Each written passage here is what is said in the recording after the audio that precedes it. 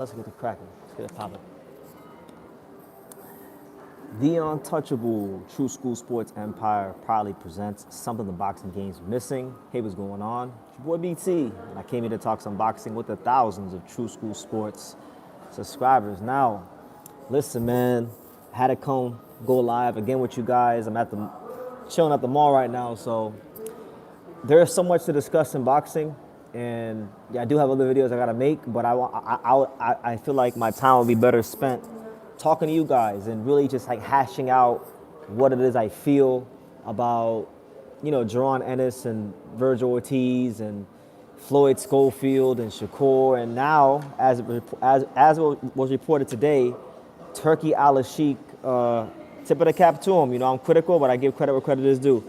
He finally finalized what's, I believe, top to bottom, is hands down, without a shadow of a doubt, his best card. Every fight on that card that just got made could be a main event somewhere, And this isn't like I remember when they had the Ring of Fire or Day of Reckoning, the first card he did, where it was just a bunch of big names, but there was a bunch of mismatches. This isn't like that. Like these are legitimate competitive fights. They're all fights where I think there's a lot of substance. There's a lot of significance to these fights, and congrats to him. I hope everybody goes and supports the card.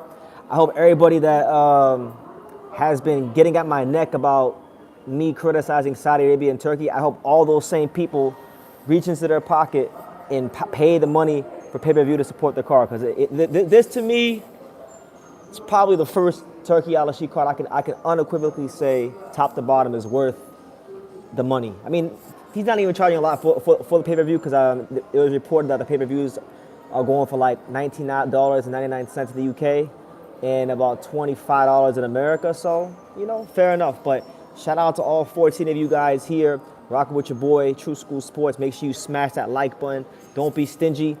I'm gonna talk until my phone dies or gets close to dying. So you guys have my time for the next hour, 2 hours. I know on the East Coast it's like 11 something, and on the West Coast it's like 8 something. I'm getting my time zones adjusted because Japan time, East Coast time, British time, West Coast time, it's all different. So yeah, definitely leave your comments down below. But let's take some time to acknowledge the fine folks that are in here. Let me see what we got. We got Jesus M. Shout out to him. Jesus M in the building. He says, Boots Ennis rejected $5 million from Vergil. Yes, that's what I heard, and we'll get into that here in a second. Rocky says, you finally give Turkey his props. I've given Turkey props plenty of times. It's just people choose to hear what they want to hear. I've said many times that Turkey is good for certain fighters like Aji Kabayel and Martin Bokoli. They don't want to hear that. They only get mad when I talk about sports washing and all those things. And by the way, all the points I made about the hindrance that I believe Saudi Arabia will be to boxing and Turkey will be to boxing long term, I still stand on those points. But I will enjoy the fights. Now that they're finalized, I will enjoy the fights and take it for what it is, because you can't get mad. If there's good fights being made, you can't get mad. It is what it is. Eddie Hearn sold out to Turkey. Oscar sold out to Turkey. Bob Arum sold out to Turkey. So that's the climate of boxing we're in right now. But let me see what else we got here. Skills from New Orleans says you can't duck someone if you guys are in 2 different weight classes. Not true. So let's just jump right into this Boots Ennis Vergil Ortiz thing. Not true at all. First and foremost, if both parties verbally agree to fight, if one guy says, I want to fight you and you want to fight me, that means that there is a mutual understanding that a bout is going to take place.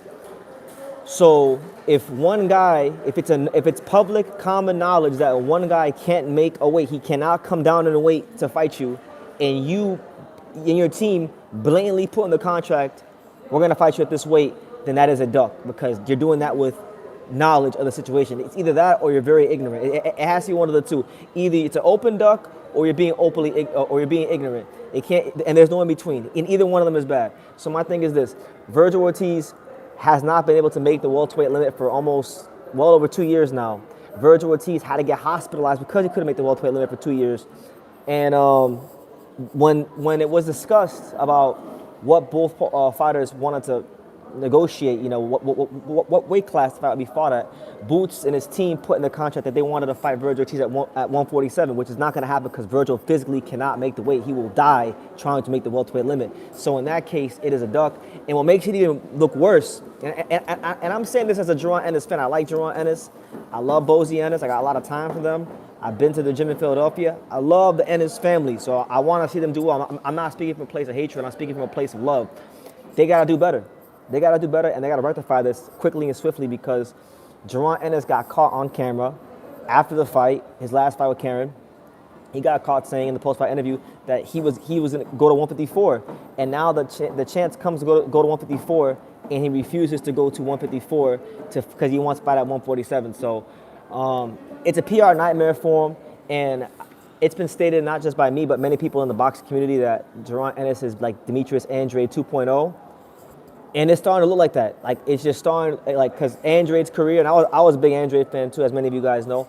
Andrade's career was just one poor business decision after another, and it compounded into a really, really terrible ending to his career. He got paid, he got what he needed out of the sport from a financial standpoint, but he wasn't all he could have been. He didn't self-actualize all his potential in the boxing ring. And with the way it's going right now, it don't look like Jaron Ennis is going to be too far off from Demetrius Andrade. So it's a sad state of affairs. I hope that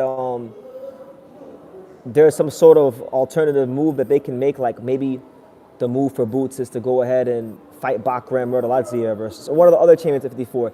If he goes and he fights one of the other champions at 154, then that would rectify all this. That would definitely make people like myself, I guess, forgive him, if you want to say. I don't want to say forgive, but I'll be okay with him not fighting Vergil if it means he's going to fight one of the other champions. But we haven't even got confirmation that Boots is going to stay at 154. And my thing is this: you really want to stay at 47 that bad? Like, you want to? Boots just got done saying that he can't make 47, that he's having a hard time making the weight, that the weight cut is hard on him. But he wants to kill himself so he can fight easier competition. I mean, come on. What are we doing here? If Jaron Ennis is everything I ever thought he was, or Philadelphia thought he was, then he would have taken the fight, and we'll be talking about Vergil Ortiz versus Jaron Ennis right now. But that's not what happened, Supposedly Turki Alalshikh made him a $5 or $6 million offer. Maybe Turki needed to offer him $8 or $10 million. I don't know. I don't know what the solution is. But what I do know is there was a verbal agreement to fight. And one guy wanted to fight in a weight class where he knew the other guy can't make the weight anymore. So that's a clear duck. And I don't care who likes it. I don't give half of a singular crap who doesn't like it. It just is what it is. So, yeah. But shout out to everybody here. Let me go to the comments because I see some really intriguing comments. What up, champ? Is that fight or Vergil versus Madrimov? So apparently, Vergil's going to fight, or Madrimov is going to fight Boachuk first, and then provided that he can get past Boachuk, he will then fight Vergil. So first and foremost, I give Madrimov a lot of credit for taking the fight with Boachuk, because Boachuk is one of the best fighters out there. I'll be honest with you, I don't think he's going to beat Boachuk. I don't. I think it's actually disrespectful to have another fight signed apart from Boachuk. Boachuk, very fundamentally sound fighter, does not get tired, does have punching power, can fight on the inside, can make adjustments. He showed all that against Vergil. He's one of the best 54-pounders in the world today. So he needs to just worry about getting through Boachuk first, because that's not even a guarantee. And if he gets past that, then we'll get Vergil. But I like Boachuk. I personally hope Boachuk beats Madrimov because I don't like how everybody's overrating Madrimov now because he fought Terrence Crawford. That shit's pissing me off. Hey, BT, hope you're doing great, dude. I think Turkey rules, man. New trailer for Fury Usyk is awesome. Oh, he's doing this. Listen, with this card, he did his thing. I will give credit where credit is due.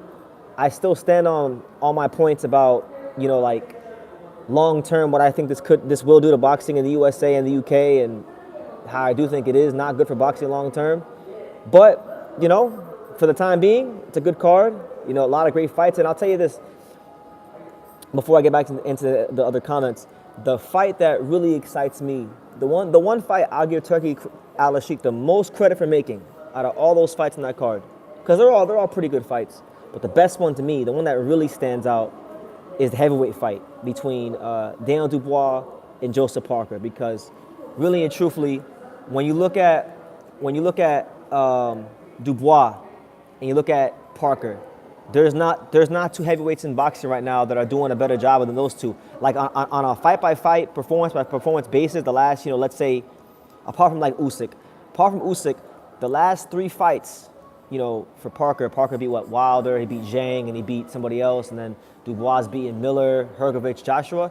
These are like the 2 best, hottest heavyweights in the division right now in terms of form. So this is a fight that I really wanted to see, and that's probably the fight I'm most excited about. It's crazy because even though Parker is bigger, not bigger, he's older than Dubois. He's more experienced than Dubois. But the funny thing is I feel like both fighters are actually in their prime, which is crazy because even though Parker's been around longer than Dubois, I think Parker he had to go through some things in his career. He had to lose some fights. He had to get a new trainer. He had to get real active again. And now it's gotten him to this point where he's now on the precipice of becoming a heavyweight champion again, once again. So shout out to Joseph Parker. I got a lot of time for Joseph Parker.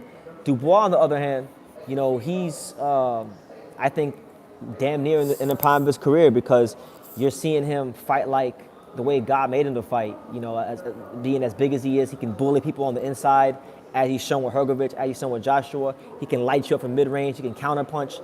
So that to me is, I know there's like there's so many fights to talk about on that card, and we can talk about whichever fights you guys want to talk about on the card. But for me, that's the standout fight on the card. 2 of the best heavyweights in the world, 2 of the hottest heavyweights in the world in terms of their form, fighting each other. I can't say enough about it. B Fighter says, I miss seeing Pops break down the fighters in the fights. He always tells it like it is. Yeah, he'll be here. He'll be back here soon. Don't worry about that. Be patient. Pop's on the way back. But I miss Pops too. I haven't seen my dad in going on almost half a year now, 6 months. So listen, if you guys think you miss Pops, imagine me. Let me see. BT, what are your thoughts on Vergil versus Madrimov? Supposedly Hearn confirmed Boachuk versus Madrimov is still on. So how can Madrimov be fighting Vergil? It's like they're telling us Boachuk is going to lose. Yeah, I mean, we kind of already know what's going to happen with Boachuk if the fight is close. The Vergil fight showed us that much. Boachuk beat Vergil. They gave Vergil participation rounds for not losing as much as he was early in the fight. He lost that fight clearly. They should have given it to Boachuk, and they didn't give it to Boachuk. They robbed him. But people who watch the fight still recognize Boachuk as one of the best 54-pounders in the world. And I think you're right. Like, anytime in boxing, it doesn't matter. Just look at history. Anytime in boxing where there's another bigger fight already signed, but a fighter has a fight in front of them against a guy who's a good fighter but not a big name, the fighter who has the fight signed in the bigger matchup, if the fight is close, is going to get a decision. And sometimes the fight doesn't even got to be close. It could be a straight. Get the. Oh, okay. Oh, okay. Over there? Okay.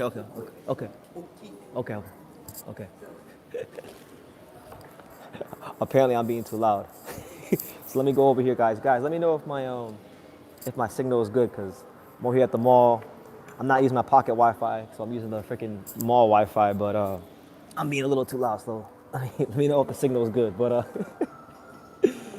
all right. What was I saying?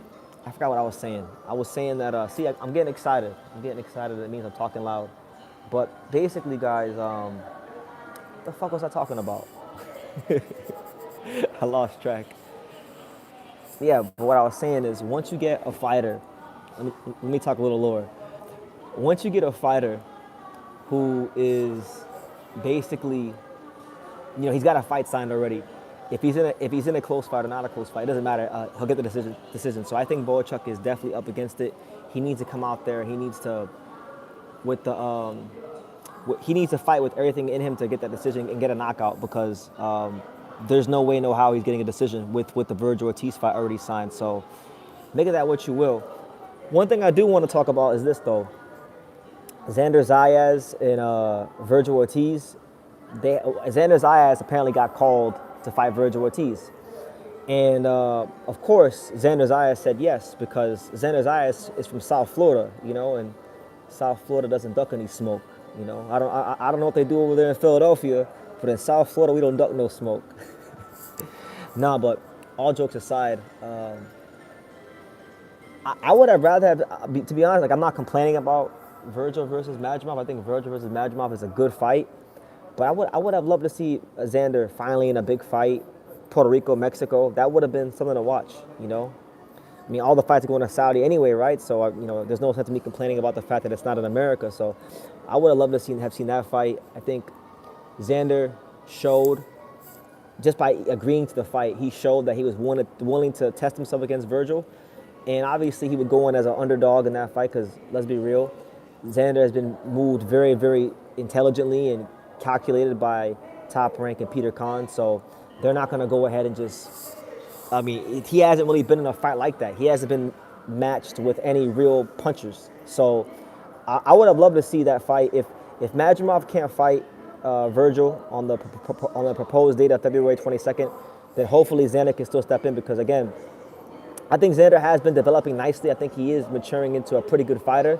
But again, he hasn't been in there with like a puncher like a Vergil Ortiz or a guy with those kind of dimensions. So I'd be intrigued to see how he could rise to the occasion, you know. But shout out to Xander, South, even though he reps Puerto Rico, you know, he is a South Florida kid.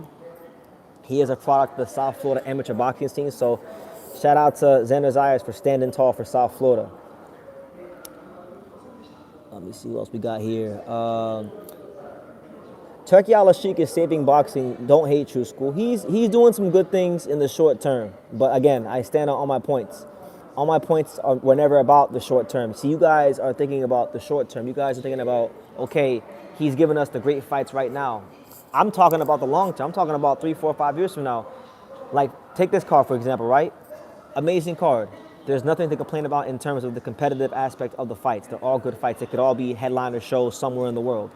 But there's no prospects in the card. There's no prospect development. If you look at a lot of the Riyadh season shows, there's no focus on prospect development. There's no focus on the future because the agenda of Turki Alalshikh in Riyadh season is to put on the biggest events possible, to garner eyeballs and attention, to travel to their country in Saudi Arabia. That is the end goal. That is the point of all this. That's not hating. That's just me stating a fact. So I'm happy about the card. I hope that these cards can continue. You know, if as long as Turki wants to be back in the in boxing, I hope he could continue to deliver for you guys. But long term, I just think that it's put boxing in a weird place because 75% of boxing, 80% of boxing has sold out to Turki. So they got to do what he wants. So Eddie Hearn and Frank Warren and these kind of guys and Bob Arum, they're going to have less dates because more dates are going to Saudi. Less dates, when more dates going to Saudi means that there's less opportunities and shows for prospects to develop. And that is going to affect boxing in the long term. No ifs, ands, or buts about it. So make of that what you will, but that's just my perspective. You don't got to agree with it, but it's my perspective. Who else we got? Skills New Orleans says, Boots wants to become undisputed at 147. He's keeping the same energy. Honestly, Vergil only wants to fight so bad because Boots didn't look too good in his last performance. Really? So that's what we're going with. So riddle me this then. Would it mean more for Vergil Ortiz to go undisputed in a weight class that's extremely thin with no high-profile fights outside of, Brian Owen Jr.? Or would it be more beneficial to Jaron Ennis' career to go to 154, which is a very hot weight class, beat one of the biggest and baddest young guns around his weight, Vergil Ortiz, and then parlay that into a potential world title shot against the likes of Bakram Muralatsiev or Terrence Crawford, who I've campaigned to see him fight many times? Which one sounds better? Because personally, I think 54, Vergil or no Vergil, I think that 54 is the right move for Jaron Ennis. Really and truthfully.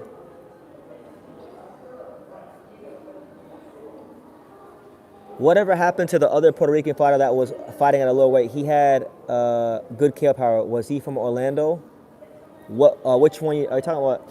There's a lot of Puerto Rican fighters from Orlando. Are you talking about Jonathan Rodriguez? You got Jonathan Rodriguez, Antonio Vargas. Which one? There's a lot of them. Do you think Madrimov versus Ortiz actually happens? The Ukrainian kid is no joke. Madrimov won't escape without punishment. Oh, he's getting punished. I think I'm picking Boychuk to beat Madrimov. Straight up. I'm picking Boychuk to beat Madrimov. Boychuk gonna cut that ring off on him and make him have to fight. Yeah, Lord said they don't appreciate boxing. Well, so what's funny is, right, like I don't want to hold my phone up and make it look like I'm filming in here, but there's like right over, I'm gonna say right over there, there's like a speech class. I think it's like a class for like sign language or something. I don't know, because they're doing all these like signs, so it looks like they're doing like a sign language class, but I'm not exactly sure what it is, but it's some sort of class. And I happen to be sitting here shooting my mouth off about boxing, so let me not yell. As far as Shakur Stevenson and Schofield, let's camp out on that for a second, right? First of all, it's amazing that the fight got done. I don't want to hear a bad word from any boxing fan about Floyd Schofield, because I've been sitting here on YouTube for I don't know how many years waiting for Gervonta Davis to take a big fight, like not a big fight. He fought Ryan Garcia, but there was the whole catch weight rehydration clause thing, so kind of took away from the fight. But I'm saying, apart from, I've sat here for so long, so many fighters, talking about Devin and Shakur and Tank and all these different kind of guys. Floyd Schofield ain't even been pro that long. And him and his dad, people make fun of them. They talk a lot of shit about them. And they say, oh, well, Floyd Schofield and his dad, they're this, they're that. But you know what? They've been very, very consistent about wanting the Shakur fight. They've even went against the best wishes of their own promoter to actively seek this fight. So that being said, you got to give them credit for getting the fight done. You got to give them credit, Truth be told, too, like, he's taken a big fight earlier than any of these guys, like earlier than Keyshawn, earlier than Shakur ever did, earlier than Tank, earlier than Tank, earlier than Devin. I mean, he's really, it may not end well for him. This could be like I don't want to say it's going to end up like Fernando Vargas, because Shakur Stevenson is no Felix Trinidad. He's not going to be lumping him up like Trinidad did to Vargas. He'll win. He'll probably play some nice shots to the body and maybe give him a slow, systematic beatdown at the best. But, if all goes as expected, Shakur probably wins the decision. And maybe Kid Austin in the early rounds with his explosiveness and his shifting and punching from awkward angles. Maybe he hurts him and stuns him. But other than that, Shakur should probably win. But you got to give him the credit for being a man of his word and actively seeking the fight. I ain't mad at it, and I'm really excited about it. And funny enough, I got into an argument yesterday with this one amateur coach who I'm friends with. Coach Ron. Shout out to Ron Sims. He worked for Team USA and stuff, and he was with he used to work with Shakur when Shakur was a kid. So I posted one of my shorts where I was kind of going off about Shakur and his resume and him fighting Pokemon Clary, and he got all mad, and then we got into an argument. But you know what? Thankfully, like, I don't gotta be mad no more. He's fighting another young, hungry American fighter, albeit somebody who's very green, who's coming off of a very, very tough outing against Rene Talise-Garon. I mean, Kid Austin is going from Rene Talise-Garon, who, by the way, Rene Talise-Garon, good fighter, fringe contender at best, not a world beater, but he's dangerous. That's his level. That's the caliber of fighter he is. And then he's going from that to, Shakur Stevenson, three division champion, pound for pound talent, one of the best defensive fighters in the sport, one of the hardest guys to hit cleanly. It's a tough ask, but I give him so much credit. I give him the utmost respect for it. So we'll see how it goes. In fact, Turkey is doing what Al Haymon should have been doing, which is making big fights with made talent and combining boxing with music content experience. Maybe if he hadn't wasted I agree. You know what? That's a fair point. Turkey or Al Haymon had a golden opportunity many years ago with all that money, and he was overpaying a lot of fighters. So I agree with that. I was very critical of Al Haymon in those days. And yeah. Do you think Schofield would beat Williams Pereira? That's interesting to troubleshoot. Would he beat Williams? That's a good matchup. I never really thought about that matchup too deeply. Like, Zepeda's a volume puncher. He's going to come forward. He's going to let his hands fly.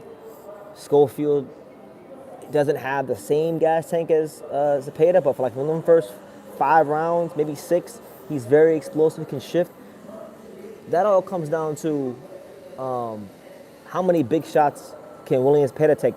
That would actually be a good fight to test William Zepeda's durability, because I think, personally, what I think about William Zepeda is I think there's something about William Zepeda that Golden Boy Promotions and Zanford Promotions don't want us to know, because all the fighters he's been fighting, like Maxie Hughes and Tevin Farmer and who else? Maxie Hughes, Tevin Farmer, Giovanni Cabrera, good fighters, hand-picked fighters, good skilled fighters. But what do all those guys have in common? They're all pillow-fisted, and funny enough, one of those pillow-fisted guys dropped William Zepeda. So I think Golden Boy Promotions knows that Zepeda, his durability might not be the best, and there may be a reason to call it into question. And I think that's why we're seeing the fight. It wouldn't shock me if he fought Schofield, if Schofield would have hurt him and put him down. So I don't know. I don't have the answer, but that'd be a really intriguing fight. I think if the result goes as expected, if Shakur Stevenson beats up on Floyd or beats Floyd Schofield, that should actually be one of the next fights they could make. Maybe like if Floyd were to lose to Shakur, they can get Floyd Schofield, maybe a little comeback fight, get him back in the win column, then go to Zepeda. That would be ideal, actually. I wouldn't mind that. So there's an option there if the fight goes how I was expected. Now, obviously, if Schofield somehow knocks out Shakur or beats him any which way, then all of a sudden they got to run it back. A new star is born, and we got to see who's who in the rematch. But it's good for boxing.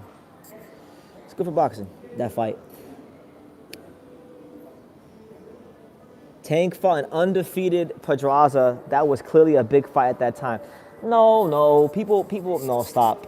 People, it was a good fight. Like, I give Tank credit. It was a good fight. He was a champion. But Jose Pedraza wasn't he wasn't a fighter that people were clamoring to see Tank fight at that time. Man, to be honest with you, Pedraza probably shouldn't even have had a chance to be champion, because for those of us who are really up on our boxing, if you remember back long enough, Pedraza got a gift decision on PBC toe-to-toe Tuesdays against Edner Cherry. Edner Cherry beat Jose Pedraza, and they robbed him. But, if you didn't watch that fight, you wouldn't know. Hockey, what's good? He said, hi, BT, nice to see you live again. Thank you, it's good to be seen again. People like De La Hoya won't give Shakur credit if he watches Schofield because he's a prospect. Okay, but they signed the fight, so who cares who did. Once the names go on the dotted lines and the fight's signed, who cares about who's giving who credit?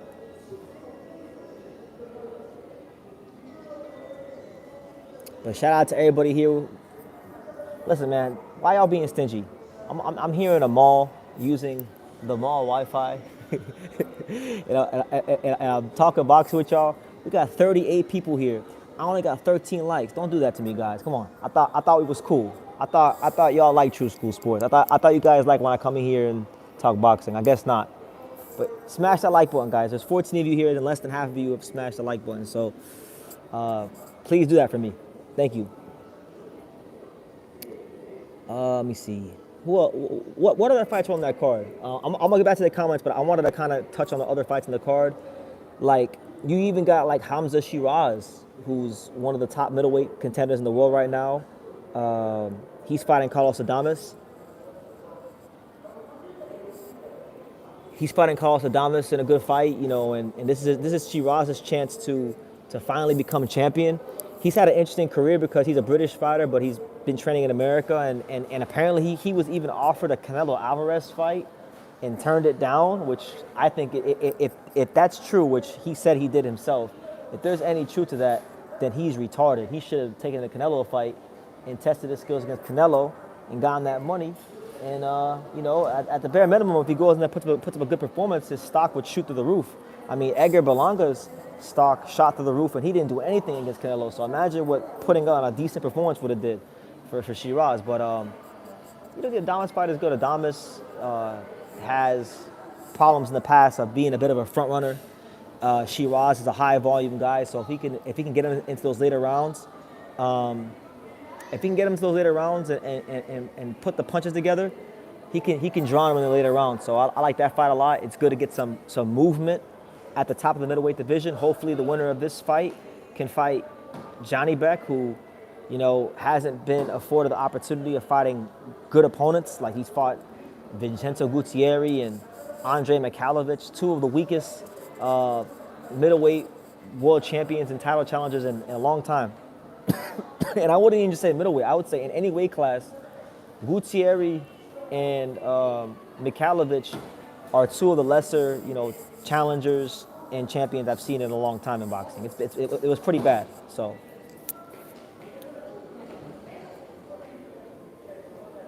I got Callum Smith beating Joshua Buatsi. That's a good fight. And I'm really that was a fight I made a video about a while ago. Callum Smith versus Buatsi, good fight.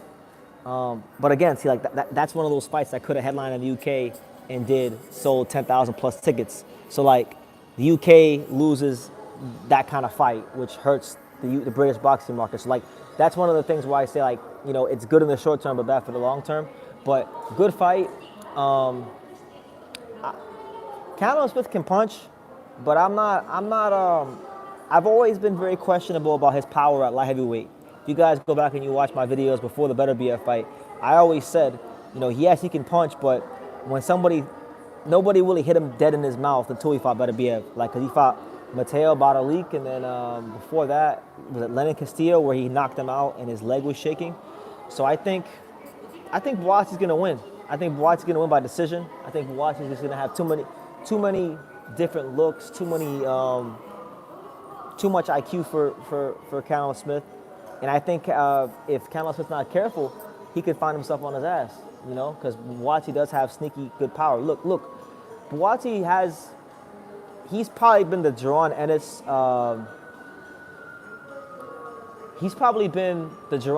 of the UK from like a management standpoint, not talent standpoint, but management standpoint.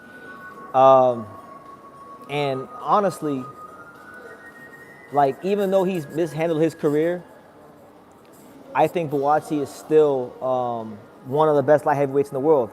Apart from Beterbiev, apart from Bivol, he is towards the top of the list, if not the top of the list of the best light heavyweights in the world that are not named Beterbiev and Bivol. And that would include Callum Smith, so I think he's going to beat Callum Smith by decision. Probably gets a knockdown, at least one knockdown on the fight, and gets close to a world title shot, and hopefully getting a chance to be in a big fight in 2025. So.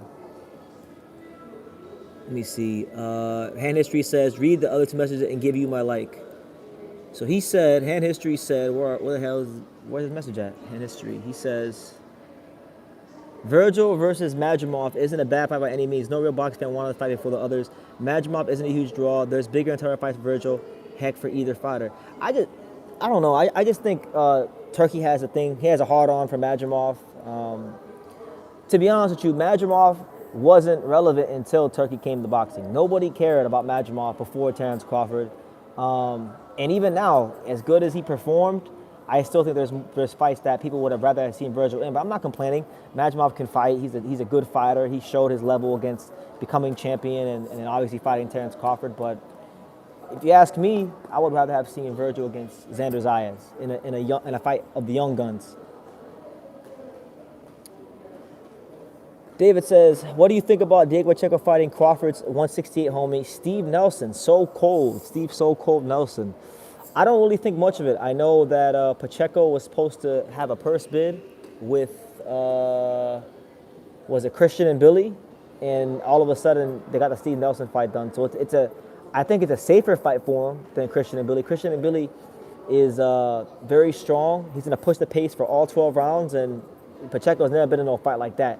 So this is a gradual step up in terms of like the danger, because Steve Nelson is a puncher. Steve Nelson, can punch. But Steve Nelson's never really fought like at that high of a level. So it's in a sense like it's dangerous for what Steve Nelson brings to the table, but it's safe because of the lack of experience Steve Nelson has. So my thing is this: unless Diego Pacheco defense ain't tight, unless he gets caught with something big and vicious down the middle, he should beat Steve Nelson. You know, and I got nothing against Steve Nelson. I wanted to see Steve Nelson fight Edgar Berlanga when Berlanga was a prospect, but I rate Pacheco. I like Diego Pacheco. I think Pacheco should beat Steve Nelson.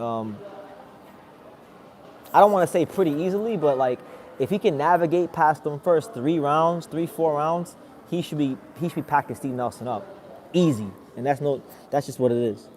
Good fight though. It has that element of danger to it because Steve Nelson can punch, because I guess he's Terrence Crawford's friend and he can punch. There's going to be that one punch factor the whole fight for Pacheco, which it wasn't there when he fought like Sulecki or Jack Cullen or these other guys he's been fighting. He's going to have to be on his P's and Q's the whole fight because he can literally bank 4, 5, 6 rounds in a row, and then he can make one mistake and then boom, he's out of there. So we'll see. Something I would ask is, do you think Roach is a top 130 pounder? The determining factor would be whether he could beat Navarrete and Valdez. Well, by default, he is a top 130 pounder because he's a world champion. Now, 130 is a weird weight class right now because nobody's unified, nobody's undisputed. There's not really any clear-cut guy at 130 at the moment. Now, it's going to get hot. Like the division's starting to get really hot because you've had guys like Raymond Ford moving up into the division. You have Hayato Tsutsumi, who's moving into the division. There's a lot more heat there now at 130, but there is no top guy. If you're a champion, by default, you are one of the top 4 guys. Right now, you got what? You got Navarrete. Who else you said? You said Navarrete, Valdez. Navarrete, Valdez. Who else is the champion at 130? Kakachi? I think he's better than Kakachi. Kakachi's a good little fighter.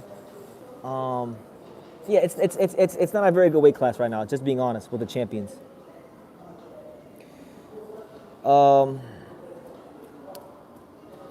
Ryan's press conferences in Tokyo, yeah, I heard about it. You know, I'm not in Tokyo. I'm pretty far from Tokyo. I'm in Takamatsu, so, shout out to Ryan Garcia.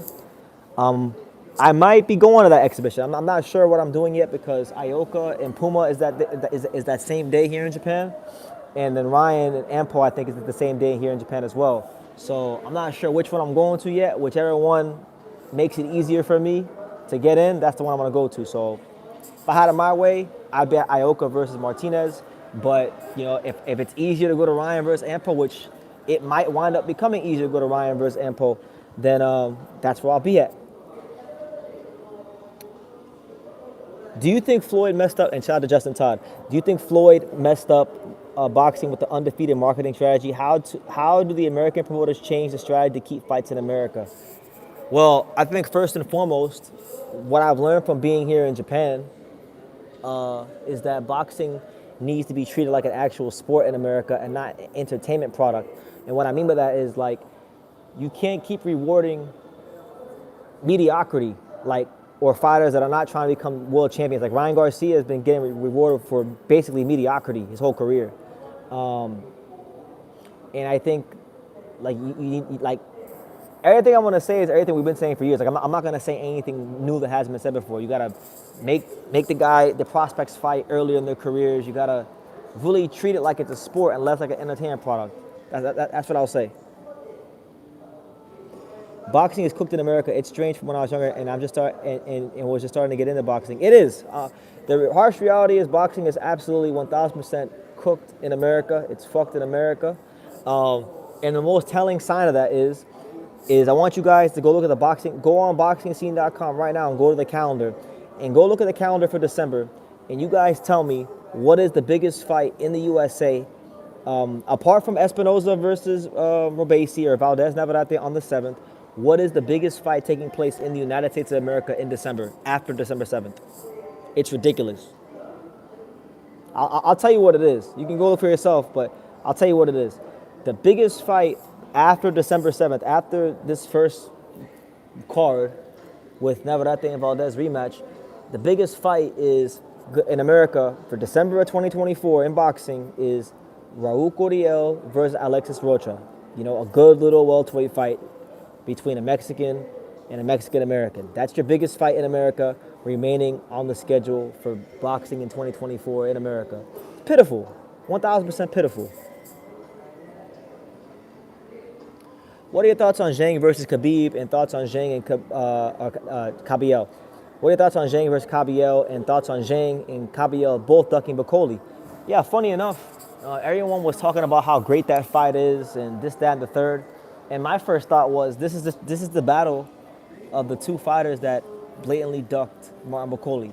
Both of them were in line to fight Martin Bakoli.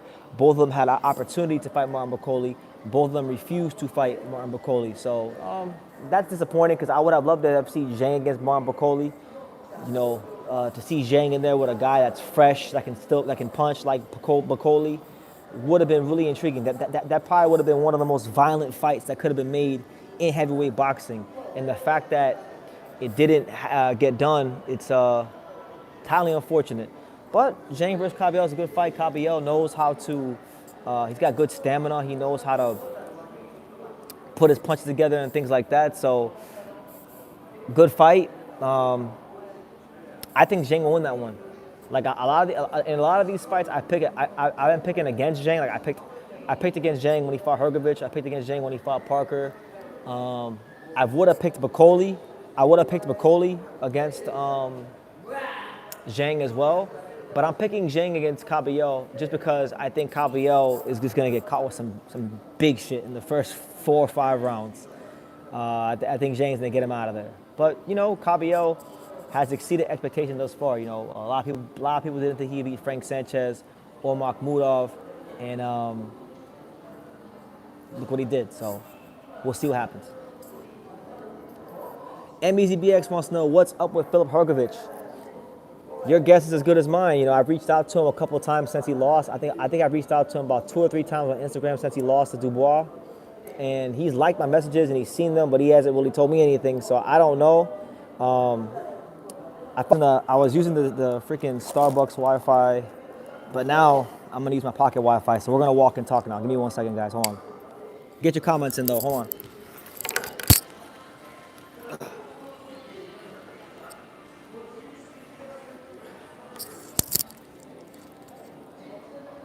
Yes, what I was saying is, to answer MEZBX's question, it just looks like Hrgovic has been enjoying time with his family. You know, he took a devastating loss to Dubois. He hasn't really said a whole lot in the media or anything. He hasn't told me anything, and I know him on a personal basis. So, you know, I don't know. He just looks like he wants to enjoy time with his family because when he was fighting Dubois, he had to take time. He had to miss the birth of his daughter. I know that his wife was pregnant during camp for the Dubois fight because me and my dad went to go interview Hrgovic when he was in Miami. And I remember my dad had bought some things for the baby and whatnot. And yeah, so I remember very clearly that he was going through a lot of stuff at that time, as most fighters do. And it looks like he's just trying to make up for lost time because all those months his wife was pregnant, he was training for the Dubois fight, you know. Couldn't really be with his wife the way I'm sure he wanted to, so he's doing that now. That's what it looks like, but I can't really say for sure. But shout out to everybody here. It's your boy BT, the untouchable True School Sports Empire. Pamaroon wants to know, and shout out to Pamaroon, tip of the cap. He says, what's holding up the Japanese invasion as last year this time Japan fighters were bouting hard in the boxing world? I'm not sure what the question is, but I'll try to answer. Japan has 9 world champions right now, and 4 of them are at bantamweight. I don't know. I don't know why there's so many Japanese world champions. I just think that they're doing a great job of keeping their fighters active. Like I know from being here in Japan and kind of seeing how the sport is run, it's treated like an actual sport. There's club shows every week in Tokyo and all over the country, but specifically in Tokyo at Corkin Hall. Fighters get a proper chance to develop. There's a lot of positive things like I could take from the way boxing in Japan is run. And it's kind of sad as an American, like you come here to Japan and you see how the sport is run, and you kind of wish like American boxing could be ran like Japan. Like, for example, I'll give you an example. Like Suzumi Takayama is a prospect. He's like or a contender / prospect. He's top 10 in all the sanctioning bodies at flyweight. I think, or no, at not flyweight, at super flyweight at 115. And he fought in the main event. He's a Japanese champion. He has the regional title for Japan, and he fought a guy who was like 14-8 or something like that. And like in America, even on prospect shows, a guy who's 14-8 who might be a competent professional who could probably give the young prospect some valuable rounds and experience, that guy's not getting an opportunity. The 4 and 5 club show fighter isn't getting our opportunity anymore. The guys who are 9 and 4 don't get opportunities no more, because now everything is about the networks. Boxing in America, especially, is not even dictated by the promoter. It's dictated by the network. And if the networks don't like the record on paper, then they're not going to give a lot of fighters opportunities. So that's where I think a lot of fighters are missing out on development opportunities, and that's why I feel like Japan is capitalizing, because they still treat boxing like it's an actual sport. The guys that have the 10-6 records are still getting fights, just as long as they can perform and have the experience. Let me see, where do I sit, man? I got to find somewhere to sit. Shout out to Al the Pal. He says, I went to the strip club yesterday and wasted like $300 on drinks and dances. Haha. Sorry to hear that, man. I did something similar to that when I was in Japan. I had a great time, but I wish I wouldn't have did it. It was more than what you said, though. Thank God. Oh, God, it was crazy. But good to see you. JK13 says, I really fucking hope Inoue goes to 126 after the Sam Goodman fight. Me too. I mean, personally, I just hope he beats Sam Goodman. Like, I'm not arrogant. Like, I think it's a trap fight because it's definitely a trap fight because Goodman is not a slouch. He's not a can. He can fight his ass. He can fight. He's a pretty high level fighter. He can't punch, but he can really box and he can slow the pace down. And with all this talk of Junto and featherweight and Turkey throwing a boatload of cash on him, there is definitely a chance Inoue can have a letdown here, and this fight can be a lot harder than it should be. So, provided that he does beat Sam Goodman, I hope that he makes the announcement right after that he's going to featherweight, because 122 is a waste of time. We're not trying to see him fight Merjan. Nobody cares about him fighting Merjan. And that's what it is. So, yeah. Shout out to my man Philippians 413 with the first super chat of December. Thank you for that, champ. Appreciate the contributions. And if y'all want to follow his example, go ahead and do that. That definitely helps. He says, Teofimo steroids, Lopez. You want to call him steroids? Listen, man. You said it, not me. I'm not calling him steroids, Lopez. You calling him steroids, Lopez. Teofimo Lopez is a good fighter. Best of luck to him with Eddie Reynoso, and God willing, he gets the big fights and progresses. But thank you for the super chat. BT, I'm still waiting for your review on Shabazz Massoud versus Liam Davies fight. Is this in your list to do video? It's actually, I'll be honest, it's actually not. I saw your comment earlier about Shabazz Massoud. I have heard about Shabazz Massoud for like a couple months now. I'm gonna say 5 months. Haven't got around to watching him, but I hear good things about him. So I guess when they fight, whenever that is, I'll keep my eyes out for it. But no, it's not on my list. Funny enough, I don't want to say who. But tomorrow I'm supposed to go do a interview here in Japan. I got a good interview coming up tomorrow in Japan. I don't know. I haven't done it yet, so I can't tell you when I'm posting it. But I think it's a pretty good fighter. All I'll say is it's one of the 9 current world champions from Japan. I'm interviewing one of the 9 current world champions from Japan tomorrow, here in Japan. So it should be a lot of fun, I need Inoue to fight the winner of Ray Vargas and the winner of Robesi versus Espinoza. Why? I need Inoue to fight Ray Vargas. Why would Inoue fight Ray Vargas? Ray Vargas isn't the champion anymore.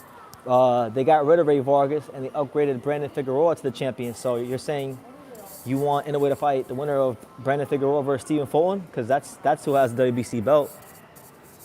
And then Kameda and Leo. I mean, listen, you already know. You already know who's winning that fight. You know, I'm not being cocky here, but you know, Tomoki Kameda is a good fighter, but you know, I think Angelo will get it done. I really like to go. I would like them to go ahead and just because the reports coming out now, like Salvador Rodriguez is reporting it, ESPN Deportes is reporting about it. Top Rank, I hate when Top Rank does this shit. Top Rank is always so slow to announce fights. It's ridiculous. Like, I knew about the Venado Lopez Angelo fight like in May, and they didn't announce that shit like until like almost July. Like, it's ridiculous how long Top Rank takes to announce shit. Like, don't you want to promote your fights? Don't you want your fights to have any sort of attention, awareness, viewership? No, they don't care. They do things the way they want to do them. So they need to hurry up and announce that fight because everyone knows who Angelo's fighting next. I haven't even said anything about it, but like all the reports coming out, so it's like. But yeah, I'd like to see Angelo fight. I don't give a damn who Angelo fights at featherweight. You know, honestly, whoever he fights, I'm confident he beats any of them.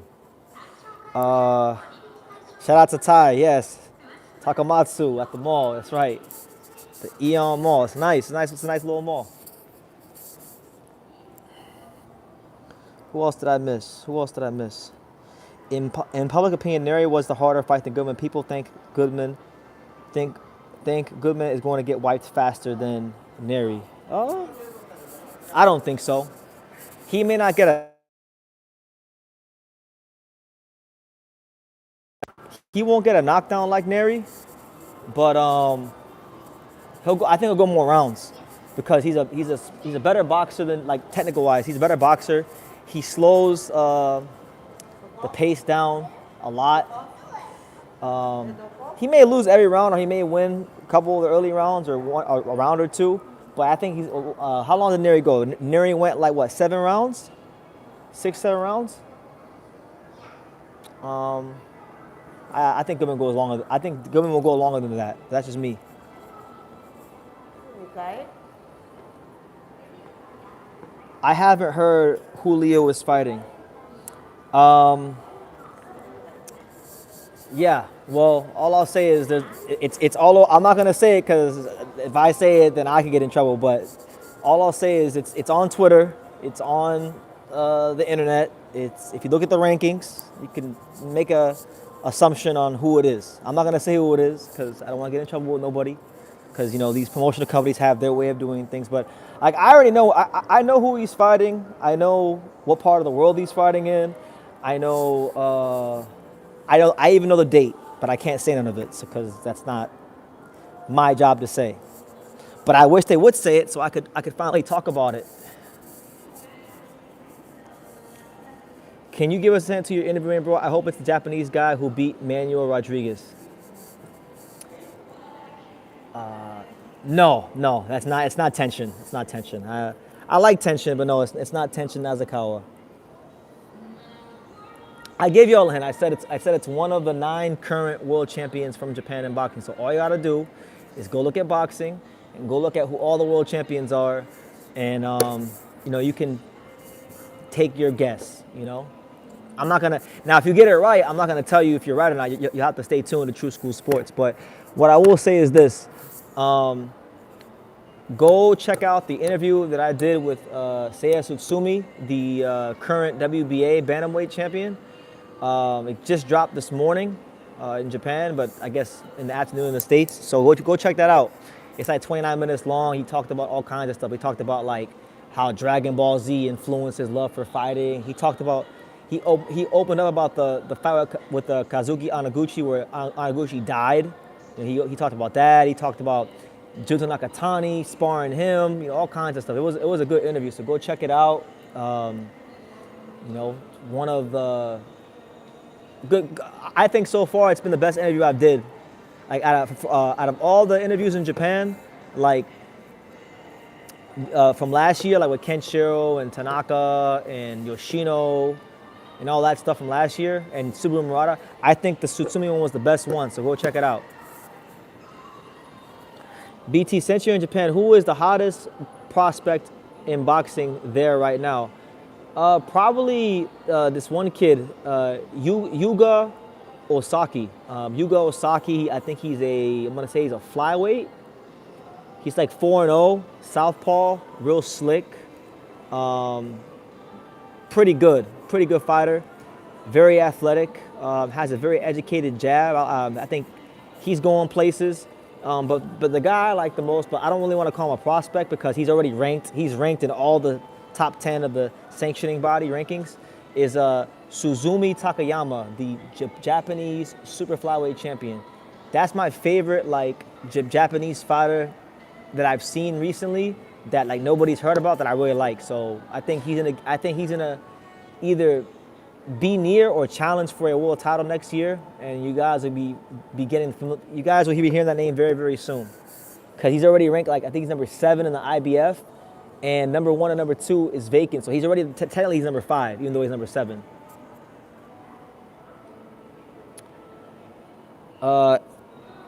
Angelo Leo has been training. Time to unify. I wish he was unifying, but that's not on the table right now. Right now, as you guys know, Espinoza is fighting Robesi, right? And then Nick Ball just fought, so maybe like in the future him, and then Fulton and Figueroa are fighting for the WBC title. So right now that's the landscape, and a unification fight is on the table. So he's not fighting a unification fight next. I know who he's fighting, but it's not Nick Ball. Or it's not Nick Ball, it's not any of the champions. The guy you're interviewing is Nishida, or hopefully it's him. We don't know much about him since he's the only fighter at 118 that didn't have his fight shown in the USA. We'll have to see, man. There's a lot of great fighters here in Japan. You might be right, you might be wrong. We don't know. All I know is you gotta go ahead and just keep it locked to True School Sports, and you'll get your answers soon enough. Shout out to Al the Pal with the $10 super chat. He says, I might as well already. I wasted a lot this weekend with the chicken heads going out and other stuff. You can't take the money with you when you die. You're here for a good time, not a long time. That's true. That's 1,000% true. But I like to be, and thank you for the super chat. I like to be smart with my money, but Japan and going to certain parts of Japan like Shinjuku or Shibuya, these places will challenge you to make good decisions. Thank you. Hey, thank you, Al. Hockey says, I like your interview with Kenshiro last time. He even asked your opinion on some matters. Yeah, I love Kenshiro. I was trying to get a hold of him when I first got out here. He didn't get back to me, so I'm gonna try to get a hold of Kenshiro. You know what? Since we're here, I wanna throw this idea out to you guys. I wanna see what the fine folks at True School Sports think about this. And if you like this idea, smash the like button and super chat. But what I was thinking about is because I'm pretty sure I'm gonna be going to the Naoya Inoue Sam Goodman fight. I'll actually be there in Tokyo at the Ariake Arena. So provided that I do go to the fight, if I do go to the fight, which I think I will, I'm thinking about getting to the arena extra early. Maybe doing a meet and greet here in Japan, maybe inviting some of the Japanese fans out that I know that watch the channel that are going to the fight. Doing a long ass live right outside the arena before the fight, and then after the fight is done, do another live right outside the arena. What do you guys think? I think it's a good idea. What do you guys think? Let me know in the comments. BT in Shinjuku, no, yeah, Shinjuku is crazy. Shinjuku is, it's the wild, there might be wilder places in Tokyo, but it's the wildest place I've been to in Tokyo. Wild. You just be walking the streets, and then they always have one of these African or Nigerian dudes try to flag you down to go into the little lounges to go hang out with the girls. It's crazy. It's madness. Sounds good, bro. Do it. Good idea. Set up. Yeah, I want to do it. I want to do it because I think with all this talk over the years of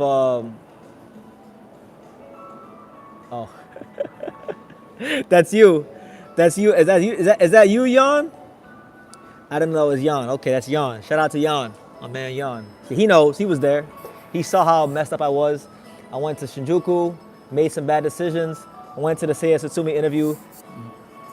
I thought I did a good job.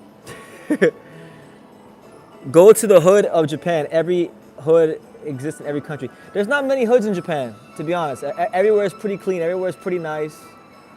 From what I've been told, the main hood is in Osaka. They have like this one place, but in particular in Osaka that I hear about.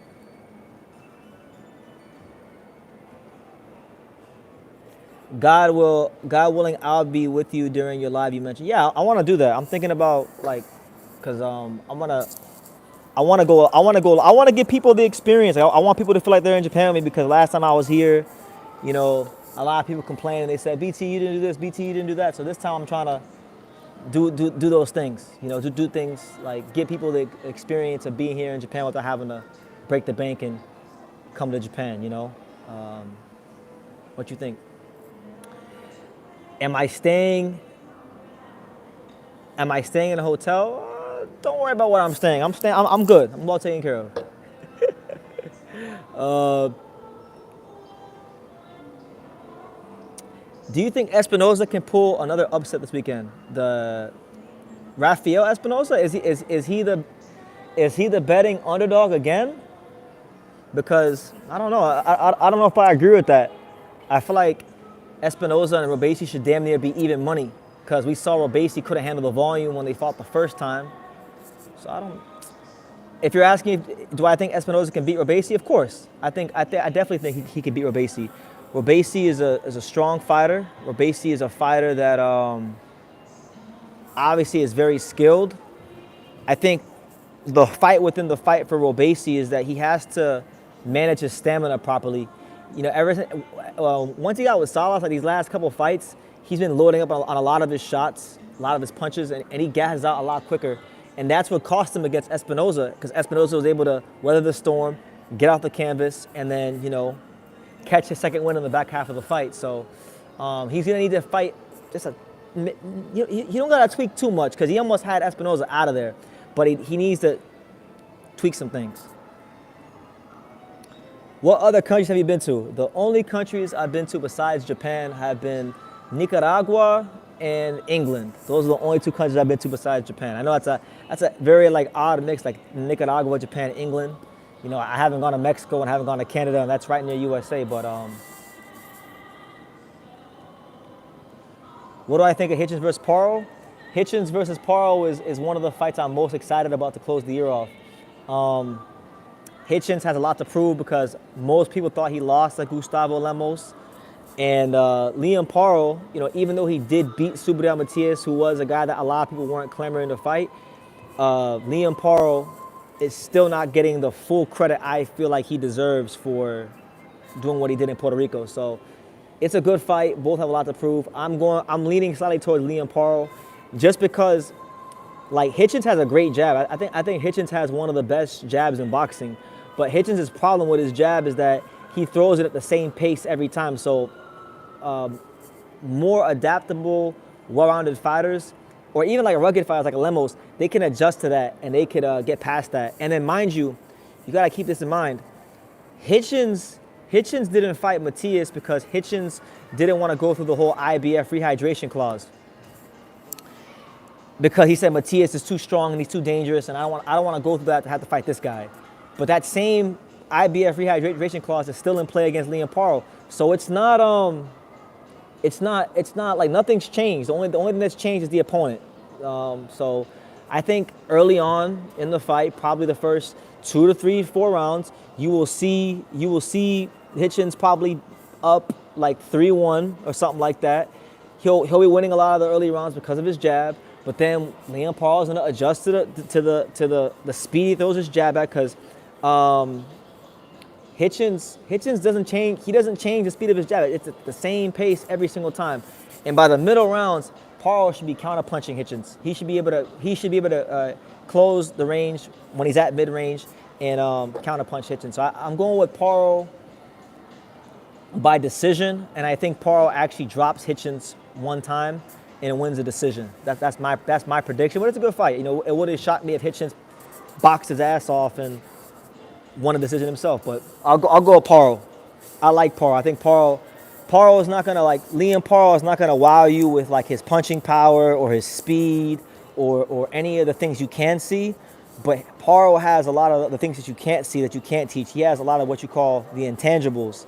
Intangibles such as, you know, grit, intangibles such as adaptability, intangibles such as just character. These things, you can't really measure them, but I feel like these things are going to play a factor in the Hitchens fight. Talker says, good interview with Seiya Tatsumi. Thank you, man. Thank you. I'm glad you enjoyed it. I got another one I'm doing tomorrow, which I'm really excited about. I got another interview tomorrow with a Japanese, a current world champion from Japan, which will remain nameless. But you know it's not said because I interviewed him. So you can pick one of the other 8. I'm not going to tell you who it is, but you have to stay tuned.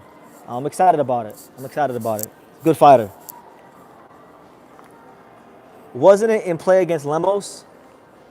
Was it in play against Lemos? No, because it couldn't have been. Because there wasn't a title on the line. Unless it was a regional title, maybe it was. So I don't remember. But what I do know is, I know that Hitchens was saying in a recent interview that he lost, I think, 5 or 6 pounds the night before the fight. And then he got into a fist fight with his coach or something like that. So I think he has a hard time making weight because I've seen Hitchens in person. Hitchens should be a welterweight. There's welterweights that are not as big as Hitchens. Hitchens should not be at 140. So for me, I'm looking forward to seeing the scales, the weigh-ins. How does Hitchens come in? How does Hitchens look when he gets on the scales? Nicaragua has lots of beautiful places, right? Damn, England, keep living life. I'm doing my best, man. I'm doing my best to get the most I can out of life because, you know, I'm not getting any younger and life's not moving any slower. So, you know, you got to take advantage of your youth while you can. You know, and that's what I'm doing. So, thank you. Yeah, Paro fought a great fight. The live in Texas was lit with Chocolatito and Guile. Yeah, thank you, man. That was a while ago. But definitely want to go ahead and do some sort of live for the Inoue fight if I wind up going. Where in England did I go? I was in London for a little bit, and then I had a friend out in the West Midlands, so I was out in like Birmingham and West Brom and Smethwick and Wolverhampton. Like, I was in that area a lot just because I had a friend out there, but like London in there. Madrimov or Boacho rematch is a better fight than Prospect Xander. Madrimov. Nah, man. I'm good. Like, Madrimov, I don't know. Like, Madrimov can fight, but I just, like, it's going to sound fucked up. I just don't care about Madrimov. Like, I just don't care. That's messed up because he is a good fighter and he is high level. But, like, you know, there's some fighters. You guys know there's some fighters that are good fighters. Like, they can really fight and you recognize their skills. But you just don't really, like, they don't do anything for you. That's Madrimov for me. And I'm sure you guys got those guys, too. I'm sure there's fighters that I probably like. I'm sure there's fighters that I probably like that you guys don't think much about, that don't do anything for you. But like he's just one of them guys for me. Like when I heard Crawford was fighting him, I'm like, come on, man. Like Terrence Crawford, like it's a good fight, but can you give us like someone we can get excited about? I saw Carmelo mention he is going to Japan. Go catch up with him if you can, BT. Yeah, I know. I mean, I know Carmelo's dad watches the channel. And I know Carmelo's seen a couple of these videos, so yeah, if we cross paths, we cross paths. You know, I like Carmelo. I remember seeing him fight as an amateur. I saw his explanation. He gave an explanation as to why he was 14 pounds overweight, and apparently he was informed by the commission in Pennsylvania that apparently something happened with his blood work, and he kind of knew for like 3 days that the fight more than likely wasn't going to happen, so he didn't kill himself to make the weight. That's what he said.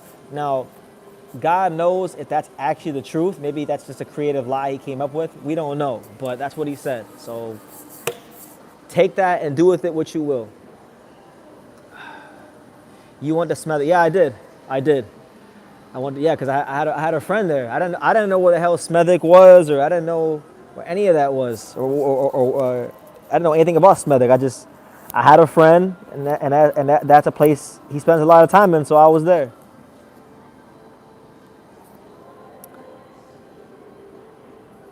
I still haven't even watched Brandon Adams his fight yet. I gotta watch it because everybody keeps mentioning it and how close it was. Some people say that Brandon Adams got robbed by the Greek guy, however you say his name.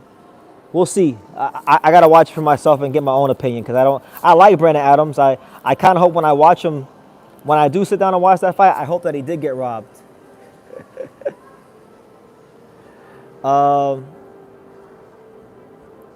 BT, about our Bailey conversation, I just haven't had the time to reply, and I'd rather reply fully instead of bits here and there. Been a couple days now, so I don't think. Basically, I'll tell you what I said in video form. Basically, what I said was this. I'll summarize some of what I said. I basically said, because you were saying that, you said Bailey, what did you say about Bailey? You said that Bailey was like Adrian Broner or something like that, and that he's an Amero bum and he's privileged, and I'm like, he's nothing like Adrian Broner. First of all, Adrian Broner had like 300 amateur fights. Bailey boxed in the military and kind of started boxing a little late. And you were calling him an Amero bum and that all these guys blow all their money on this lavish lifestyle. And he hasn't even made no crazy money from boxing to be doing none of that. So I feel like you're just kind of being like a lot of guys here on the YTBC who just hate American fighters that put American fighters in the same like label. And Edward Vasquez is a better fighter than who was it? Gabe Flores. Like, he fought a better fighter than Gabe Flores, who he was supposed to fight. And I said a lot. I can't remember everything I said in the comment. You just gotta go read it. Go read the damn comment. I can't remember everything I said. All I'm saying is don't be angry. I'm not angry. Smethwick is next to Birmingham, basically next to State Center, not a great part of town. Yeah, I was there. In fact, there's right near the Birmingham City Center, there's a hotel. I can't remember which hotel. It's a big hotel. I'm gonna say it was like a Ramada. Was it a Ramada? Right near the Birmingham City Center. I think it was a Ramada or a Crown Plaza or some big old hotel. I can't remember which one it is right now. But I remember I did an interview in there. I did an interview right there in Birmingham one time. I can't believe it, man. You come all the way from Florida and go to Smethwick. Yeah, it was ridiculous. One of the most ridiculous. Like, I did see some London, so it wasn't like I was just in, Smethwick. But yeah, I went to a real niche part. About the lavish lifestyle point, I was speaking of people around him whom he has seen in boxing. Okay. They have a lavish lifestyle, but he doesn't have a lavish lifestyle. I know him. Like, he just disciplined. He just go to the gym. That's really about it. Go to the gym. But yeah, all I'm saying is don't be so quick to hate all the American fighters. I feel like on YouTube there's we have the LDBC, and don't get it twisted. Like, there are a lot of pieces of garbage in the LDBC, and I've many years ago, when I used to actually care about interacting with people like from other channels on YouTube, I used to go out and expose. Like for example, there's some content creators who I won't name, but you guys know them. They go and make videos about me exposing me, right? Exposing what they think I do or don't know about boxing, right? But like, I've moved so far past that. Like, that's not anywhere my goal is to expose other content creators. I want to actually cover the sport of boxing. So like, the LDBC, I used to like go at the LDBC all the time and how they were terrible and this, that, and the third. But people who are so quick to hate on every American fighter, you're just on the different side of the same extreme. You're no better than the LDBC. You're actually exactly the same. So that's all I'll say there. And that's not to say that, like, there's American fighters there's so many American fighters that are overrated, for sure. And I'm the first person to highlight that. I'm the first person to say many times here on YouTube, hey, our American fighters aren't what they used to be. We need to tighten up. I've said that plenty of times. But Yeah. Also, I don't take back anything I said. I just want to I just want to make that clear. I disagree. I get your position. Okay. You don't have to. I'm not asking you to. I'm just I'm trying to piece together everything I said because it was a lot. It was a lot I said in that comment.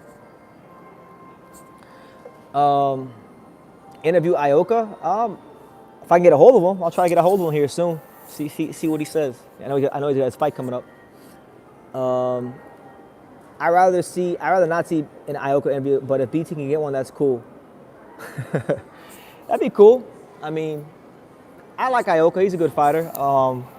He's not like even though he's one of the biggest names in Japan, he's not like someone like I'm like going crazy to interview. I mean, I'm not really going crazy to interview anybody these days. Not Inoue, not Ioka, not anybody. I've kind of taken the position in boxing with everyone where it's like, whatever is meant for me will come my way. I'm not really too worried about like chasing anybody down. If I gotta chase it down, then there's no joy in it for me. Yabuki, I like Yabuki. Good fighter. Fun fighter, has had an interesting career, all that stuff. Shout out to all 24 of you rocking with me. It's your boy BT, the untouchable True School Sports Empire. Aimlessly walking the mall here in Takamatsu. You know, killing some time, enjoying my day, hearing the Christmas music, getting in the Christmas spirit. I hope everybody's holidays went well, like Thanksgiving went well back in the States if you're in the States. You know, I know this time of year is not very easy for a lot of people in the world. So hopefully, you know, these lives are helping people, whether you're watching live or on the playback. Hopefully it's helping you get through some of that. Yeah, Yabuki, I mean, I like Yabuki. He's good. Where is everybody watching from today? What city, what state, what continent? Where we at? Where we checking in from? Make sure you smash that like button if you haven't done so already. I think I'm gonna go outside now. Let me see. How much Wi-Fi do I have left on this thing? Oh yeah. I still got some Wi-Fi left, so you know what? I'm gonna show you guys some views, some sights. We're gonna go sightseeing for the last part of this live. So get your boxing questions in, get your non-boxing questions in. And yeah. Tokyo City. No, I'm not. I'm not in Tokyo. You know that. You know that, you know, I'm not in Tokyo. Where the fuck's the... Oh, it's over there. BT is ducking the Murder question. What was the question? I didn't see the Murder question.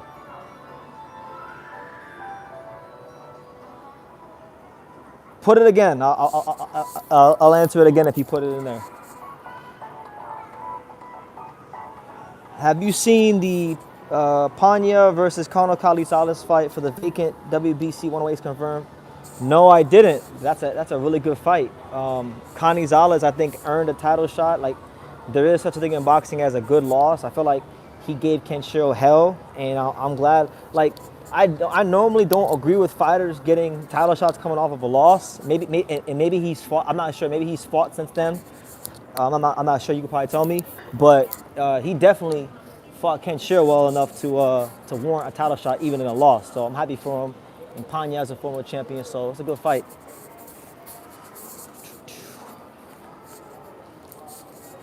Yes, sir. Japan. Let me get out of here because I feel like I'm talking too loud. Like, even when I'm not talking loud, I feel like I'm talking loud because, like, love the Japanese people, but like they're a lot quieter, and then like in public spaces, you know, if you talk too loud, people start looking at you. So let me go outside. He won a WBC Continental belt. Okay, good. I'm happy. Konnichiwa. Yeah. Let's see. All right, so here we go. We're finally outside the mall now, so let me show you guys some views. It's 4:50 a.m. in Ireland. Salute BT, keep the content coming. Thank you, Lee. I'm gonna keep doing that. There's never ending amounts of work to do. Do you know how to speak the language? No, I don't. I know like maybe 10 words of Japanese. I know arigato, I know konnichiwa, I know sayonara, I know Dezu means dessert. Mizu means water. I know Semase, that means like excuse me. I know like words. I know words. And so like the next step is I'm giving myself a homework assignment. The next step is I wanna learn like 3 full phrases before I leave Japan. That's my homework assignment that I'm giving myself. Yeah, look, they got the circus going on right here. Cool little circus going on. But I'm just glad, honestly, guys, really and truthfully, I'm just glad that boxing this weekend is finally gonna pick up, like at the world championship level. Like I'm glad we're getting Hitchens, Paro. I'm glad it's Ryan Ruzicki's fighting for the title. You know, that'll be cool to see if he can get the job done against Yamil Peralta, Espinoza Robesi. Just thank God, because boxing always has that really slow 2-week period before December that's like hell on earth. There's nothing going on, barely anything going on. So thank God it's over. Your favorite miso soup? My favorite miso soup? I don't know, like, to be honest with you, I'm not really sure. I never knew that there was different miso soups, but I had miso soups because there's this place that I go to every Saturday here where I'm staying in Takamatsu, and they give me miso soup all the time. But like I don't know like the different types of miso soups, but there's like I've had it before. It's pretty good. Have I seen any brothers out here? Yeah, I've seen some black people here. I mean, not any in Takamatsu where I'm at now, but like in Tokyo, like the more tourist areas. Yeah, I saw hella black dudes, and in fact, when you go to like Shibuya is like one of the tourist like destinations. So like in Tokyo, so hell, I seen hella Japanese girls with black dudes in Shibuya. Maybe Canelo playing snake with Naoya to counter Riyadh season, but then sign with Riyadh season. That's a wild guess. So that's a good, Jan. That's a good guess because you know there was those reports circulating that Canelo and Inoue were supposed to fight on a card here. I don't know, man. I just know that this. I'm intrigued because you know I think Turki's put on some good cards. I think all the cards he's put on, some have been, you know, good. Some of them, like the first.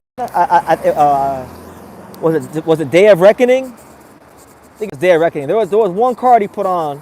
It was the one that had like Jaya Pataya versus Jordan Thompson. Like it was a bunch of big names and champions, but like every fight was mismatch. Like I think Bivol versus Lyndon Arthur. That was all the same card. I'm pretty sure. Like that one was average. It was okay. It was cool. The other ones have been good. Like the Chris Smith one was good, but this one right here, the one that got announced today, this to me is like his first like genuinely like. I'm talking about undeniable great card, like A+ card. Because every fight on this card is a fight of significance. Every fight on this card is a fight that could headline somewhere in the world. Every fight on this card is good. He wants to know, is it expensive for about a week trip to Japan? Depends. I mean, nah, I don't think it is. I don't think it is. I mean, I'm not a rich guy, but I don't think it is. You just you gotta know where to go. I'll put it to you like that. Like, you gotta know where to go. What do you think of Don King working with Turkey? I think that if Don King worked with Turkey, that would be the Don King's fighters. Because Don King doesn't got a big stable these days, but I know a lot of the Don King fighters because a lot of those cards are in Florida, and I covered a lot of those cards. So like Ian Green, Trayshawn Wiggins, Blair Cobbs, them guys.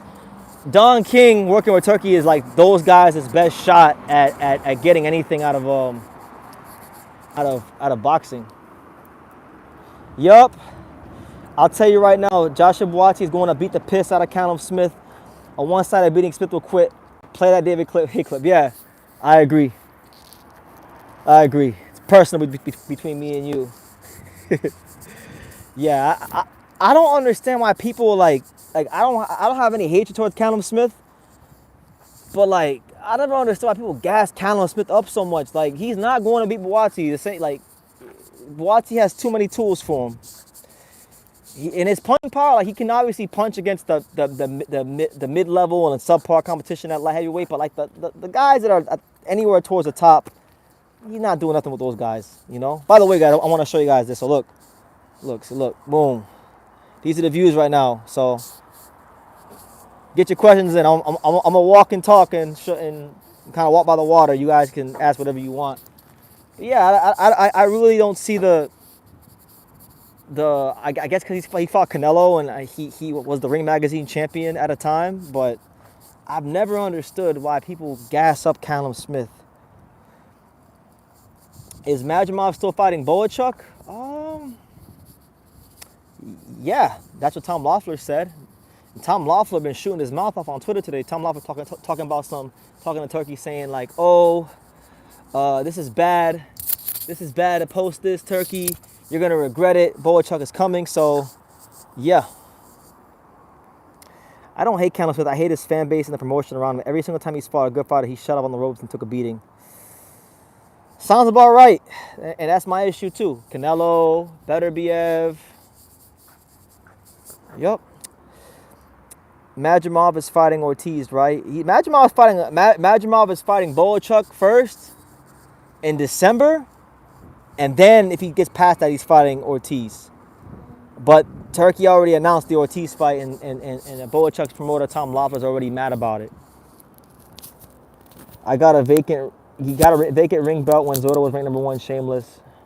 Ryder even. I thought John Ryder beat him. I thought, like, that's one of the worst robberies. I mean, I've covered a lot of fights here on YouTube, but I would say if I made a list of the top 10 worst robberies that I've had to make videos about here on YouTube, that's in the top 10 for sure. It's not even a debate.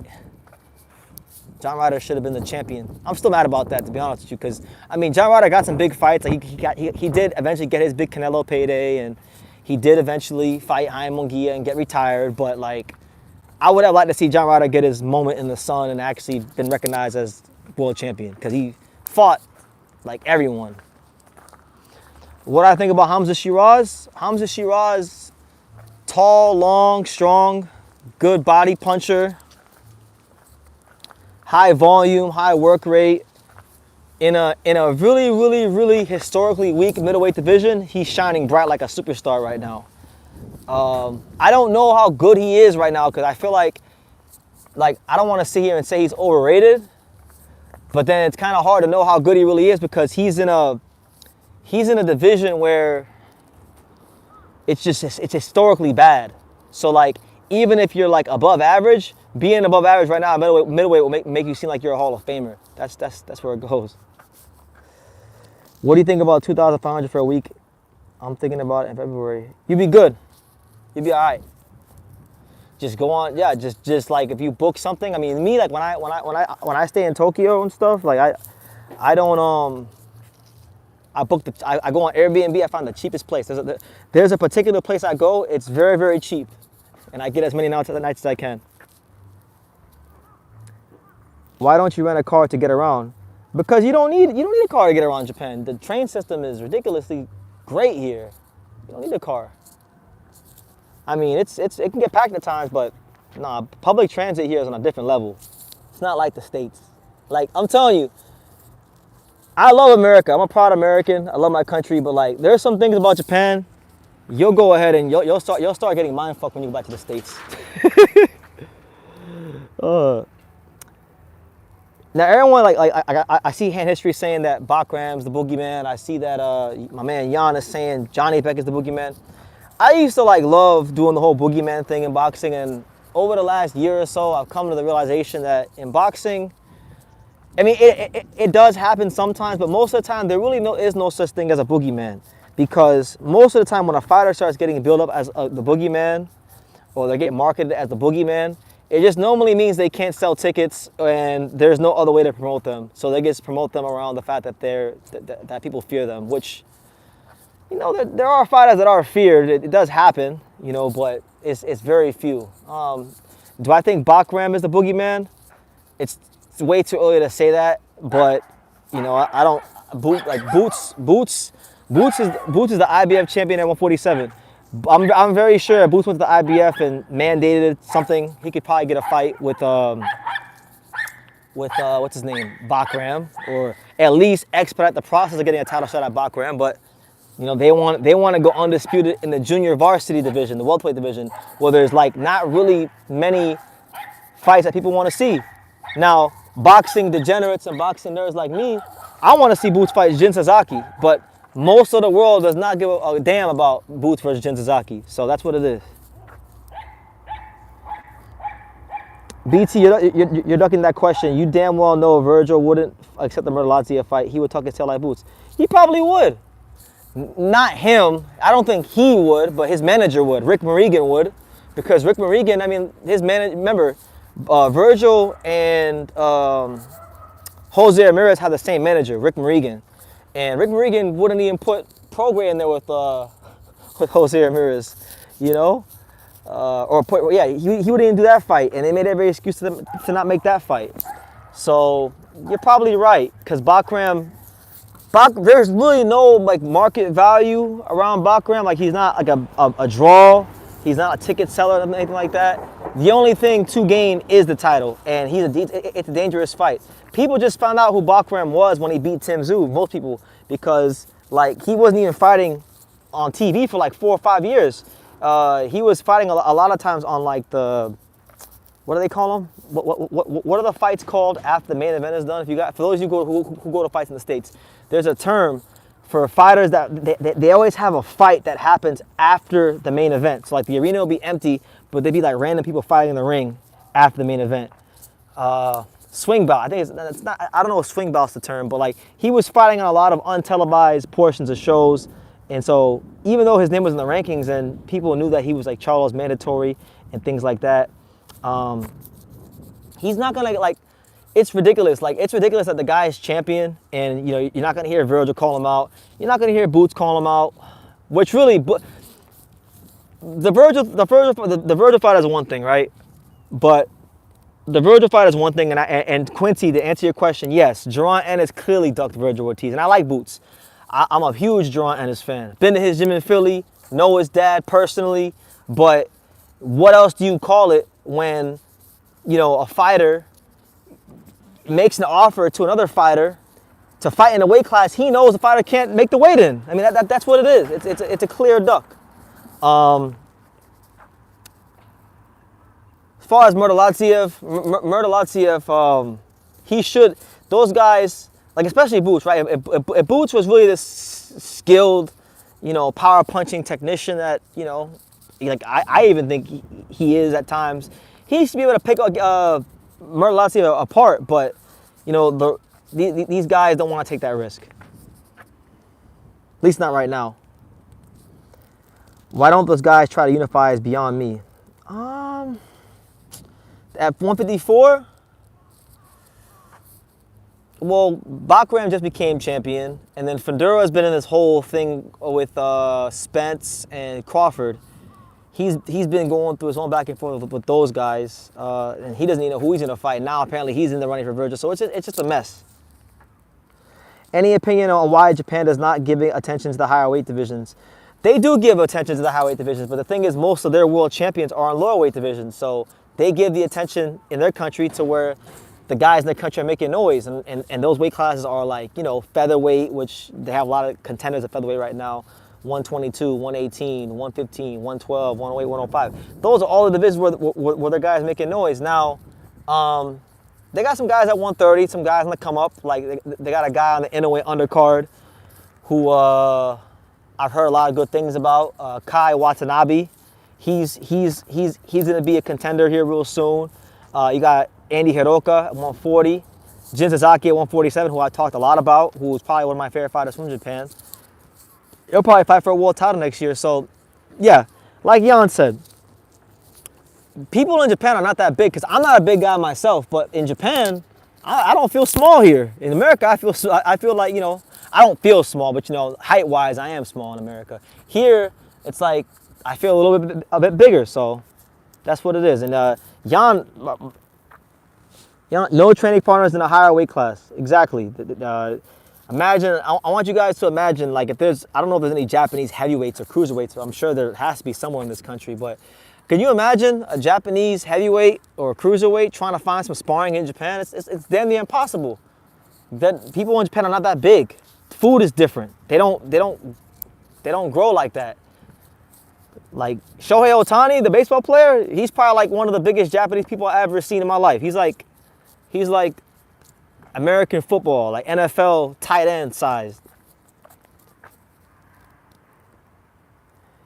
8 Japanese heavyweight pros. I can't find training partners. That's crazy. See, in the whole country, you guys think about that. Think about Japan and how the country is, and you can't even find sparring out here. It's crazy. Hold on, let me sit down. I'm gonna sit down. We're getting to the end of the live now, because how much time do I have left on this damn Wi-Fi thing? I got. Okay, I got a couple minutes. I got some time still, but yeah, it's not easy.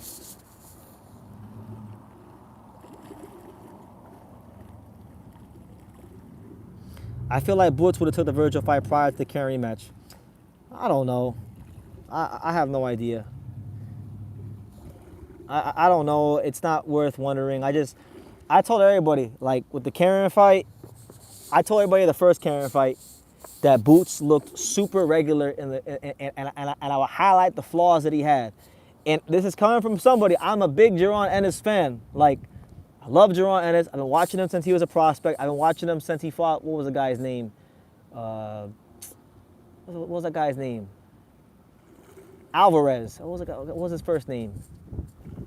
I forgot the guy's first name. But the guy named Alvarez he fought when he was a prospect. I watched that fight on Showbox. Been a fan of him for a long time.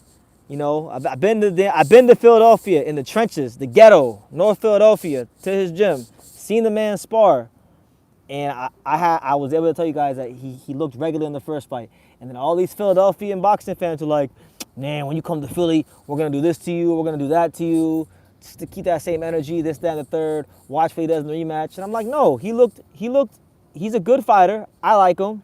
One of my favorite fighters from America. But he looked regular in that fight, and he needs to come back and get better. Now, I thought he did get a little better in the rematch, but Karen also got better in the rematch. So he still got like exposed to a degree on things that he needs to work on. And then he was presented an opportunity to take the damn Vergil Ortiz fight and be in a legacy fight of sorts, and he didn't do it. It doesn't matter it doesn't matter if he wants to go undisputed at 147. The reality is this. Nobody gives a like the Brian Norman Jr. fight in comparison to the Vergil Ortiz fight. Nobody cares about none of that. Mario Barrios ain't gonna fight Jaron Ennis. Mario Barrios is talking about fighting Manny Pacquiao. You know, he's trying to fight Conor Ben's calling him out. Like, there's not a lot of fights at welterweight for Jaron Ennis. So it's like, you gotta go ahead and you gotta make a power move. You know, make a power move. Go to 54, pick a belt off if you're that good. And then, you know, now you're in position to fight the guys like Terrence Crawford and whoever the hell else you want, you know, because there's a lot of good names there. Shout out to Ryan Frazier. Good to see you, champ. Hope all is well. 130 million people in Japan and only 8 heavyweights is wild. Yeah, because all the other guys that could probably in Japan that are probably heavy enough to be heavyweight boxers, they're all doing sumo wrestling. So yeah, it's crazy.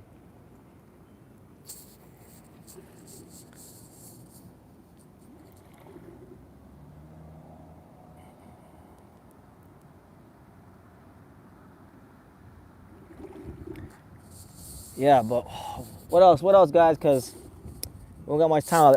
I got maybe like 10 minutes left, and then I'm gonna wrap it up. Cause we're like at what? We're like at 99 minutes. So that's like what? That's 60, 30. An hour and 40 minutes, so it's pretty good. Revelation TV was good. Salute to you. Make sure y'all smash that like button. Madrimov versus Vergil don't make sense if he ends up losing to Bohachuk. Well, yeah. I honestly hope that, first of all, Madrimov, like I said, I haven't done personal against him. I just don't really care for him like that. Like, he's a good fighter, but like, just like there's nothing exciting about Madrimov to me. Just being honest. I like Bohachuk. I think Bohachuk's better. Bohachuk's a more exciting fighter. Bohachuk beat Vergil. Honestly, Madrimov shouldn't even be nowhere in this damn equation. Vergil should be having a rematch Boachuk, because Boachuk beat Vergil. I thought Boachuk beat Vergil, and I don't like the fact that Vergil got a get decision in that fight, because there's some technical things he's gonna not clean up. There's some things he's not going to clean up because he got a victory. You know, like all that slick shit he was doing, where he was boxing with his lead hand down and trying to be all slick and counterpunch. That shit got him dropped twice, and I feel like he's gonna continue to do that. So I don't know. I'm not really a fan of how they're doing my guy Boachuk, a guy that, you know, has been in real fights. You know, is an active fighter. Isn't one of these fighters that sits on the shelf. You know, how the hell you get 2 knockdowns? And I know boxing scored over 12. How the hell you get 2 knockdowns? 2 10-8 rounds. So you're gonna tell me Vergil won damn near the rest of the fight besides the knockdowns? Come on. That didn't happen. Hockey says, are there any plans to get married? I mean, yeah, if I met the right woman, I would do it. I ain't met the right one yet. So until then, we're just going to focus on the mission, champ. Focus on the mission. And the mission is to create this boxing content and try to be the best I can be doing this. And, you know, get the other parts of my life all the way in order. And, you know, when the time comes, the time comes. But that's not something to rush, you know? Sure, you know, I'm not 25 anymore, but you know, that's not a decision. As a man, that's not a decision anybody should rush. Every man should take his time with that type of decision, unless, of course, you meet someone that you know for a fact like has noble character and won't do you wrong. But even then, it's like it's difficult. So, you know, you gotta really be smart, much like boxing. What happened to Efe Ajagba versus Martin Bakole? It didn't make the cut. I don't know, because with the whole anything with Bakole recently, everything's been going up in smokes. 1 minute Bakole's supposed to fight Jang, he didn't want to fight. Kabiel, he didn't want to fight. These guys don't really want to fight. Like y'all want to talk about a guy that's a boogeyman? That like Bakole couldn't get fights before the Jaron Ennis fight. And then now, considering what he's done after the Jaron Ennis fight, seeing his status, his stock go up, now he really can't get fights. Because now everyone's like, why I gotta fight this big, strong African dude who don't get tired, who throws punches with bricks in his hands, heavy hands. Why fight him when I can fight someone else? You know, and that's the way the managers and the promotional teams are steering these fighters. They're steering him away from Martin Bakole. To be honest with you, I want to see Martin Bakole fight for the heavyweight title. I'm a big fan of him, and just how he carries himself and just what he brings to the sport. You know, I'm tired of seeing guys duck Martin Bakole, especially Zhang. You know, Zhang talk all that nonsense about I got Chinese power. Man, you listen. If you would have fought Bakole, you would have hit with these bricks. Yeah, and she needs to understand your work as a boxing journalist is not easy. It's not, and that's the thing too. A lot of them, you know, I don't want to generalize or talk down on women, but a lot of them, a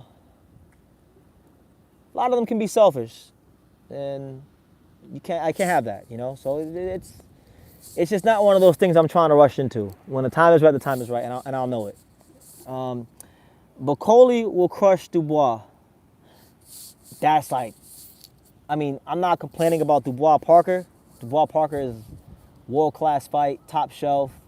The fight that I like the most on that entire card is Dubois Parker. But, man, Bakole versus Dubois, that would have fed families. You would have had 2 big, like, huge punchers. Like, 2 of the biggest punchers in the division. 2 of the most physically strong guys in the division, you know, going at each other.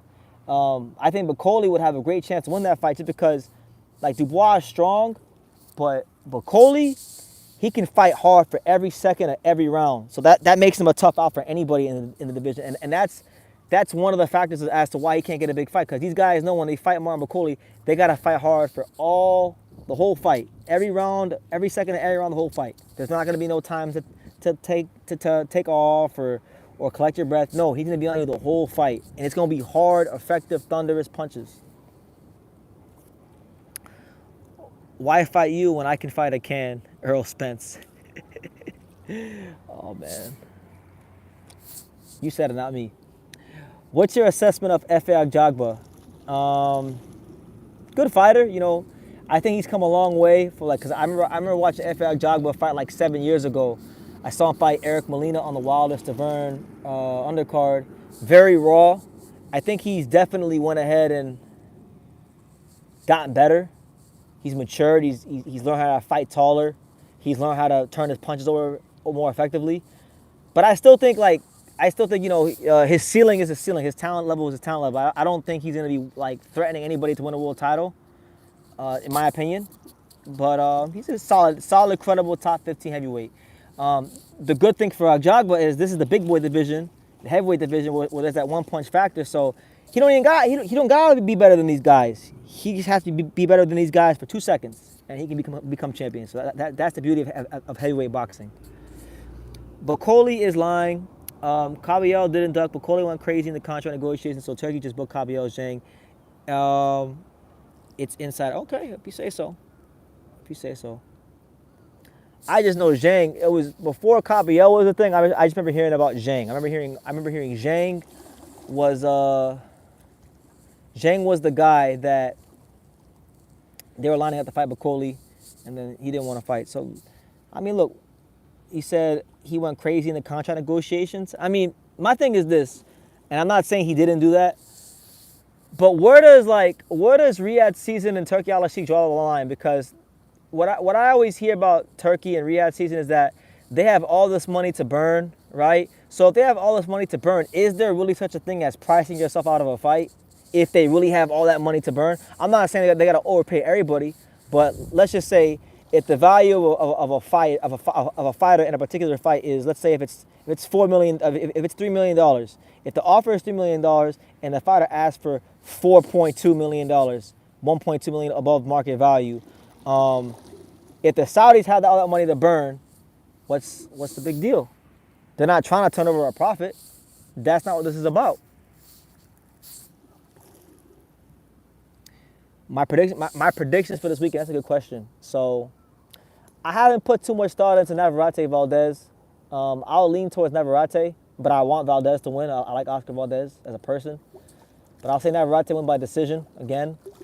I'm actually going to go with Robesi Ramirez to win the rematch. I picked Espinoza the first time. I'm picking Robesi to win the rematch because Robesi, I think, is going to come back better. I think he's going to, I think this time he's going to hurt Espinoza, but this time he's going to finish him.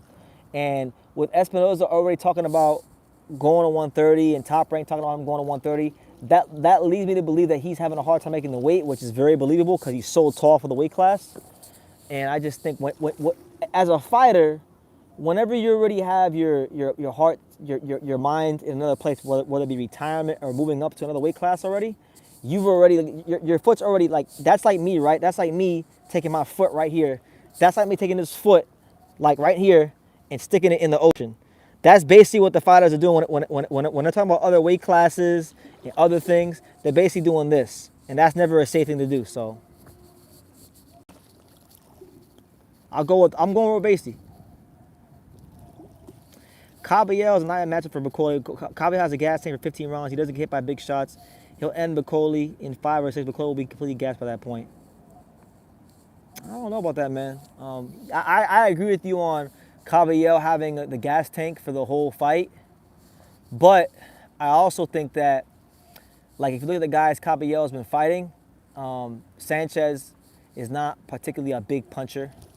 Makhmudov is a big puncher, but Makhmudov is so slow and clumsy that a crafty fighter like Kabiel, it's very easy for him to get on the inside. I think Bakoli throws with more volume. Obviously, he punches harder.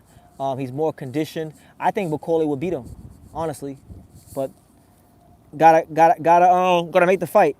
The only way to know is if they fight. Robesi versus Angelo will be a great fight if Robesi. Oh my God, it'd be an amazing fight. Be a tough fight, obviously. At his best, Robesi can give anybody problems because he's that skilled. He's got that kind of pedigree. But I continue to tell everybody, Angelo Leo at featherweight's a different beast. And to be honest with you, I don't think none of the champions are going to beat Angelo. There's guys in the weight class that I think would have, like, the guys that I think would give Angelo the most problems are not champions. They're not the champions. There's one guy in particular that I think would be a very difficult fight, but I'll keep that to myself.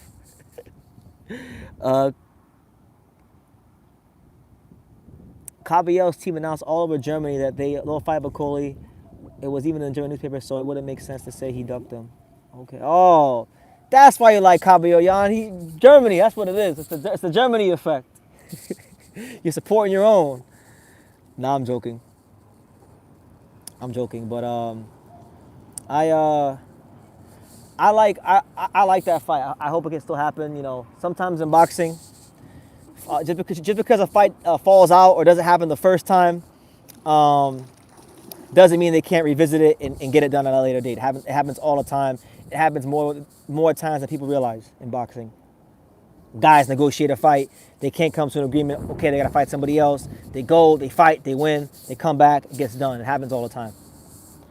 Bruce Carrington? Absolutely not. Bruce Carrington, like, I like Bruce, and I don't want to talk down on Bruce. I like Bruce Carrington a lot as a person. I know him, but he's not beating Angelo. I don't want to say why. I don't want to say why it is. I know why. I know his style. I know we've studied Bruce pretty well. Nah, not him. It's not a big name. The guy that I think will give Angelo the toughest fight at featherweight is not a big name. It's not a champion. It's not a guy that's getting a lot of promotional push right now. It's a guy that's not a big name at all. You only would know who this guy is if you just look at the rankings all the time and you actually watch the guys in the rankings fight. There's no way you'll know who I'm not gonna say who it is though, because I'm gonna say who it is, because you never know who's watching. So we're at 111. So we're almost at 2 hours. So guys, when we get to 2 hours, I'm gonna end this live because I think 2 hours is good enough. But listen, it's been a hell of a live. Hope you guys have enjoyed it. A lot of you guys keep asking me, BT, when are the lives coming back? Listen, this is my third live in Japan, and it's gonna be my third live of 2 hours or more. So you guys are getting the lives. You guys are getting the lives now. Don't be like that. Is he the Japanese boxer who's being suspended? No, it's not. It's not him either. It's not. I mean, Hayato Tsutsumi is good, and he on his day he could beat anybody, including Angelo. But he's not at featherweight no more, and I'm not talking about him. And it's not Otabek Komatov either. If you guys are gonna guess him, it's not him either. They're saying Vergil fighting Madrimov or Malay. You think Madrimov finishes Boachuk? Madrimov has 2 fights scheduled. I like Boachuk in the fight. We'll see. What was the other comment? This is how I think the fight would go. I think Caballel would win, but it would be a cat and mouse game. Once Bakoli catches Caballel, it's all over. Caballel will need to tire him out. That's his path to victory. Smother Bakoli, wear him out, keep those shots nice and short on the inside, and drown him in later rounds. That's probably the best course of action.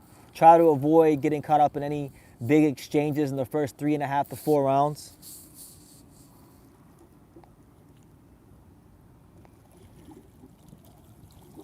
Yeah, but most people don't even watch boxing or even fight themselves. They never seen a Caballel fight. Bakoli beat Jaron Ennis, and bro doesn't even look like he does boxing training. Yeah, but a lot of people, a lot of fighters look like they don't do boxing training. They don't have the boxing physique, but they can fight. Some guys they don't need the physique.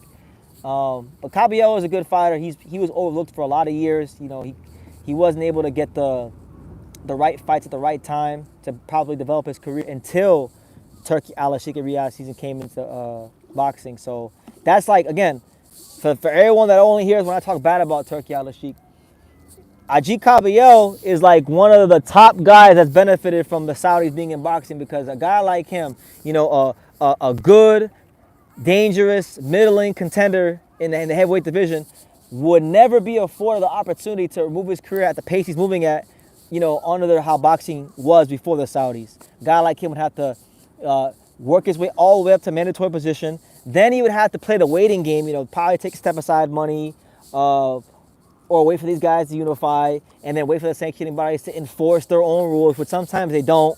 So, you know, he's benefited from that a lot. Hockey says, do a live again soon. I will. Probably give it a couple days. Wait for some things to happen in boxing. Do you still want Inoue to fight Junto next year? Why do you want him to move up the featherweight after Goodman? It's better that he wait for Junto and set a record for undisputed defenses if he keeps winning. First of all, Junto has to unify the bantamweight division. I like Junto, and I wouldn't mind seeing Junto versus Inoue. Of course, it's a great fight, but it's not sitting well with me that there's so many. And granted, a lot of these guys just won titles, so I don't want you to be too harsh, but like it's not gonna sit well with me for all these fighters at bantamweight to be champions from Japan and none of them unify. So I would like to see him in at least at bare minimum one unification fight with one of the other Japanese champions at bantamweight. And as far as Inoue at featherweight, I want to see Inoue at featherweight for the same reasons people wanted to see Manny Pacquiao keep moving up in weight, because he's such a great fighter in his natural weight classes that he's always going to beat up and dominate guys at his natural weight. We want to see guys like Inoue challenged, and he's such a great fighter that the only way he's going to get challenged is if he fights guys who are bigger than him but are also skilled, and those kind of guys exist at featherweight, right? So that's why I want to see him at featherweight. Also, another reason I want to see him at featherweight is because, in my opinion, and it's only my opinion, you know, like all the weight classes Inoue has fought at, the only weight classes that had like a tremendous amount of depth was that he's fought in was super flyweight, which was Roman Gonzalez, Cuadras, Rung Visai, Gael Estrada, all them guys. Now, everyone has their own opinions on why those fights did or didn't happen. Some people say Inoue ducked some of those fights. Some people say those guys ducked him. Who gives a damn? It takes two to tango. He, for whatever the case may be, he never fought those guys. And, you know, he became undisputed at 118. He became undisputed at 122. Beat some good fighters. But those weight classes didn't have the depth that featherweight has. Featherweight, to me, is the most loaded weight class Inoue will have fought in since 115, in my opinion. So that's the other part of it. And then on a selfish and personal level, just as many of you guys know, on a selfish and personal level, Angelo Leo is one of the world champions of featherweight. So we've always talked about that fight for years. And I would love to see Angelo get the opportunity to beat Inoue, because I believe and know in my heart that he has the goods to beat him, no matter how many people tell me I'm delusional or that he won't beat him or anything like that. I know what I know. And I, like, the same way some of you guys have insider info when it comes to boxing, I have insider info when it comes to certain things in boxing that I'll keep to myself that lets me know, like, he would give him a really good fight. I think he'd beat him, but I know at the bare minimum he's giving him the toughest fight of his career. No doubt about it. Is Leo fighting Omar Trinidad next? No, he's not. He's not fighting Omar Trinidad next. Omar Trinidad just fought. He just fought Hector Sosa. Good fight.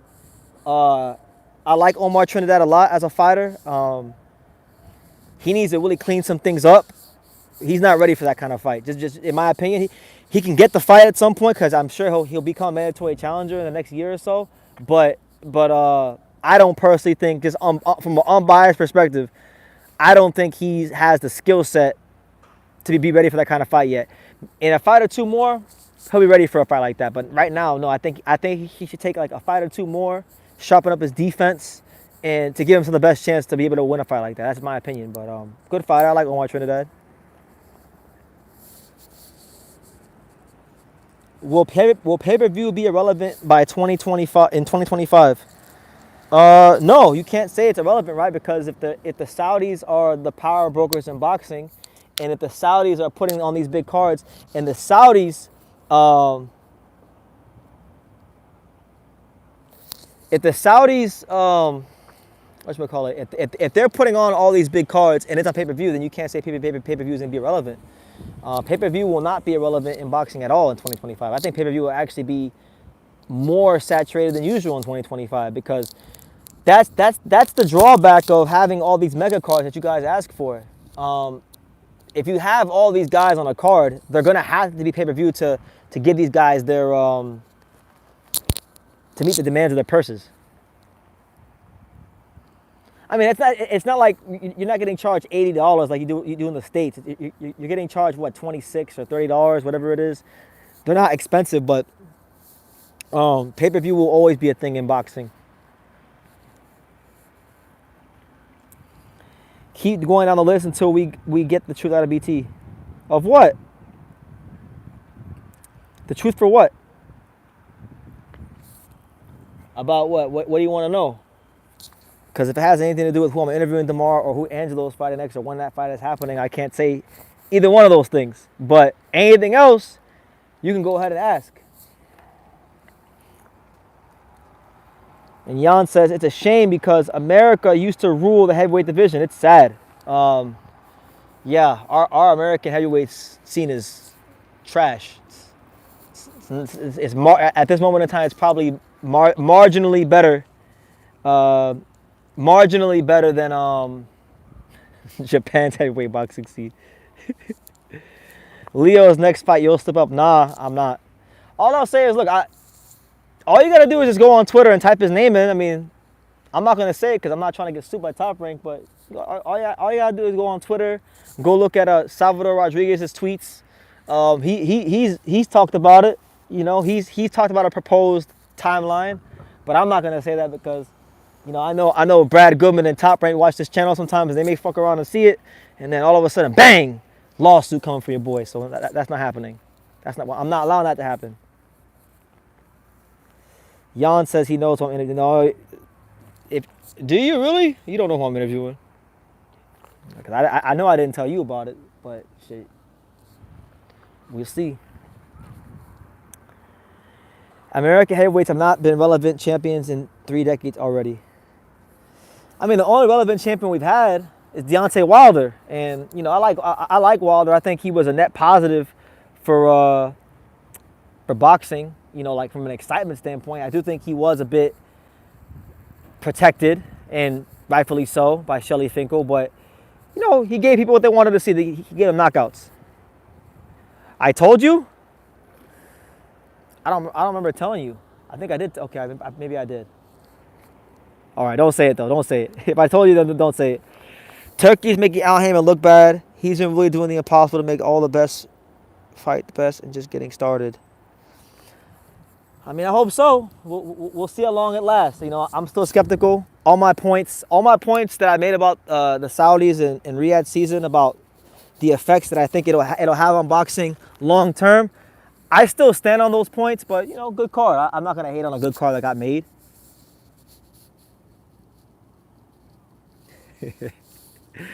Miracle Cuello is a good matchup for Leo.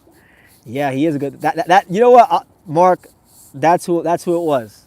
That's what I was referring to. Miracle Cuello is the guy that I think, out of all the guys at featherweight, that's the guy that I think would give him quite possibly the toughest fight. But he's going the WBA route. He's not ranked in the IBF. He's going the WBA route, so he'll probably have to fight like a Nick Ball or someone like that to become champion. You know, or maybe fight an eliminator, then fight Nick Ball. But yeah, he's really good, and he hasn't even been professional that long. But he's got like a real good style. He's versatile. Like, he's not predictable. Like all the other guys are real predictable. Like Basie, explosive, but he's predictable. Espinoza, high work rate, but he's predictable. He's like, the way he attacks and stuff, it's not quite as predictable as the other guys. And the thing is, he's still young. He's gonna get better. So I like him.